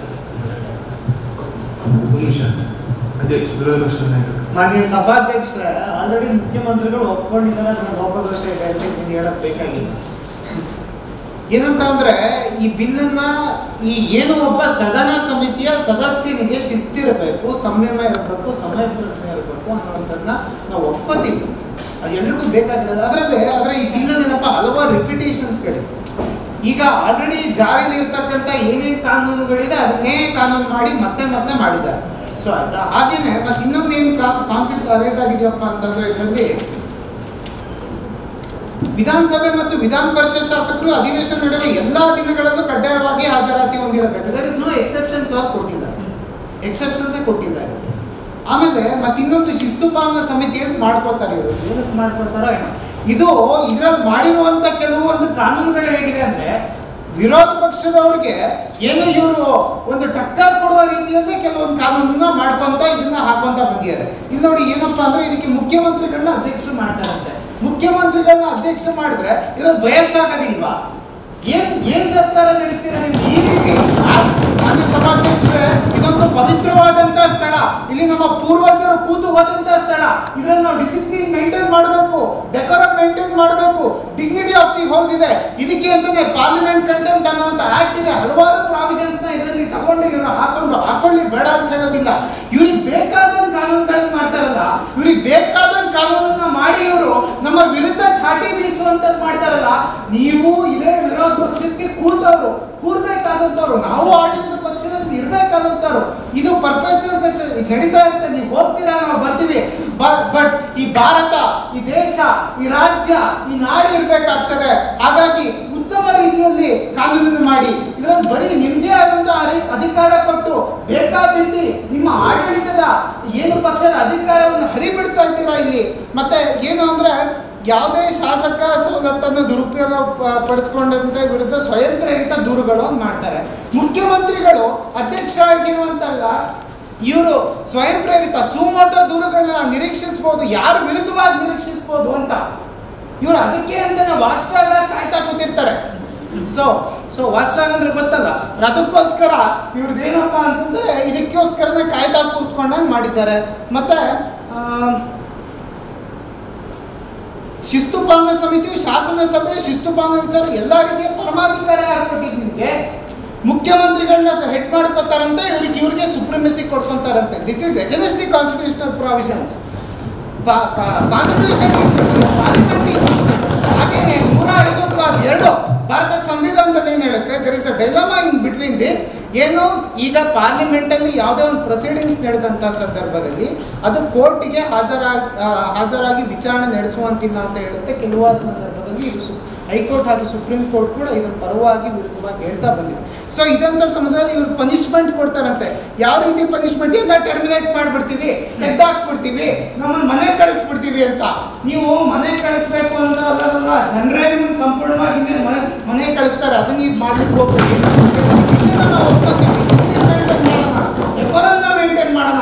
ಮನೆ ಕಳಿಸೋ ಯೋಜನೆ ಆಗಿ ನೀವೇ ಮನೆಗೆ ಹೋಗುವಂಥ ಸಂದರ್ಭ ಬಂದ್ಬಿಡುತ್ತೆ ಮಾನ್ಯ ಸಭಾಧ್ಯಕ್ಷೆ. ಹಾಗಾಗಿ ಇದರಲ್ಲಿರುವಂತಹ ಹಲವಾರು ಅಂಶಗಳನ್ನ ನಾನು ವಿರುದ್ಧ ಮಾಡ್ತಾ ಇದಕ್ಕೆ ಅಮೆಂಡ್ಮೆಂಟ್ ಮಾಡ್ತೀವಿ ಅಂತ ಆಲ್ರೆಡಿ ಒಪ್ಕೊಂಡ್ಬಿಟ್ರು. ಇದರಲ್ಲಿರುವಂತಹ ಲೋಪದೋಷ, ಇದಕ್ಕೆ ಇವರ ಆಡಳಿತದ ವೈಫಲ್ಯ ಏನಾಗಿದೆ ಅದಕ್ಕೆ ಹಿಡಿದಂತ ಕೈಗನ್ನಡಿ ಆಗಿದೆ. ಹಾಗಾಗಿ ಈ ಬಿಲ್ಲಿನಲ್ಲಿರುವಂಥ ಹಲವಾರು ಅಂಶಗಳನ್ನ ನಾನು ವಿರೋಧ ಮಾಡ್ತೀನಿ. ಇನ್ನು ಹಲವಾರು ನನ್ನ ವಿರೋಧ ಪಕ್ಷದ ಮಿತ್ರರು ಸಂದಿಗ್ಧರು ಇದಕ್ಕೆ ಉತ್ತರವನ್ನು ಕೊಡ್ತಾರೆ. ಒಳ್ಳೆ ರೀತಿಯ ಡಿಸ್ಕಷನ್ ಮಾಡೋಣ, ಒಳ್ಳೆ ರೀತಿಯಲ್ಲಿ ಸಭೆಯನ್ನ ತೆಗೆದುಕೊಂಡು ಹೋಗೋಣ ಅಂತ ಈ ಮೂಲಕ ಕೋರ್ಕೊಂತ ಇದನ್ನ ವಿರೋಧ ನಾನು ಮಾಡ್ತಾ ಇದ್ದೇನೆ. ಆಡಳಿತ ಪಕ್ಷದವರು ಸಭಾಧ್ಯಕ್ಷರೇ ನಿಮಿಷ ಸರಿ ಸರ್.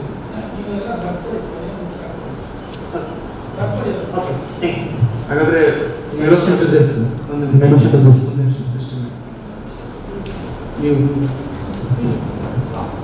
ಇದರಲ್ಲಿ ಬಹಳಷ್ಟು ಸೆಕ್ಷನ್ಗಳು ಕಾಂಟ್ರಡಿಕ್ಟರಿ ಆಗಿದೆ ಸರ್.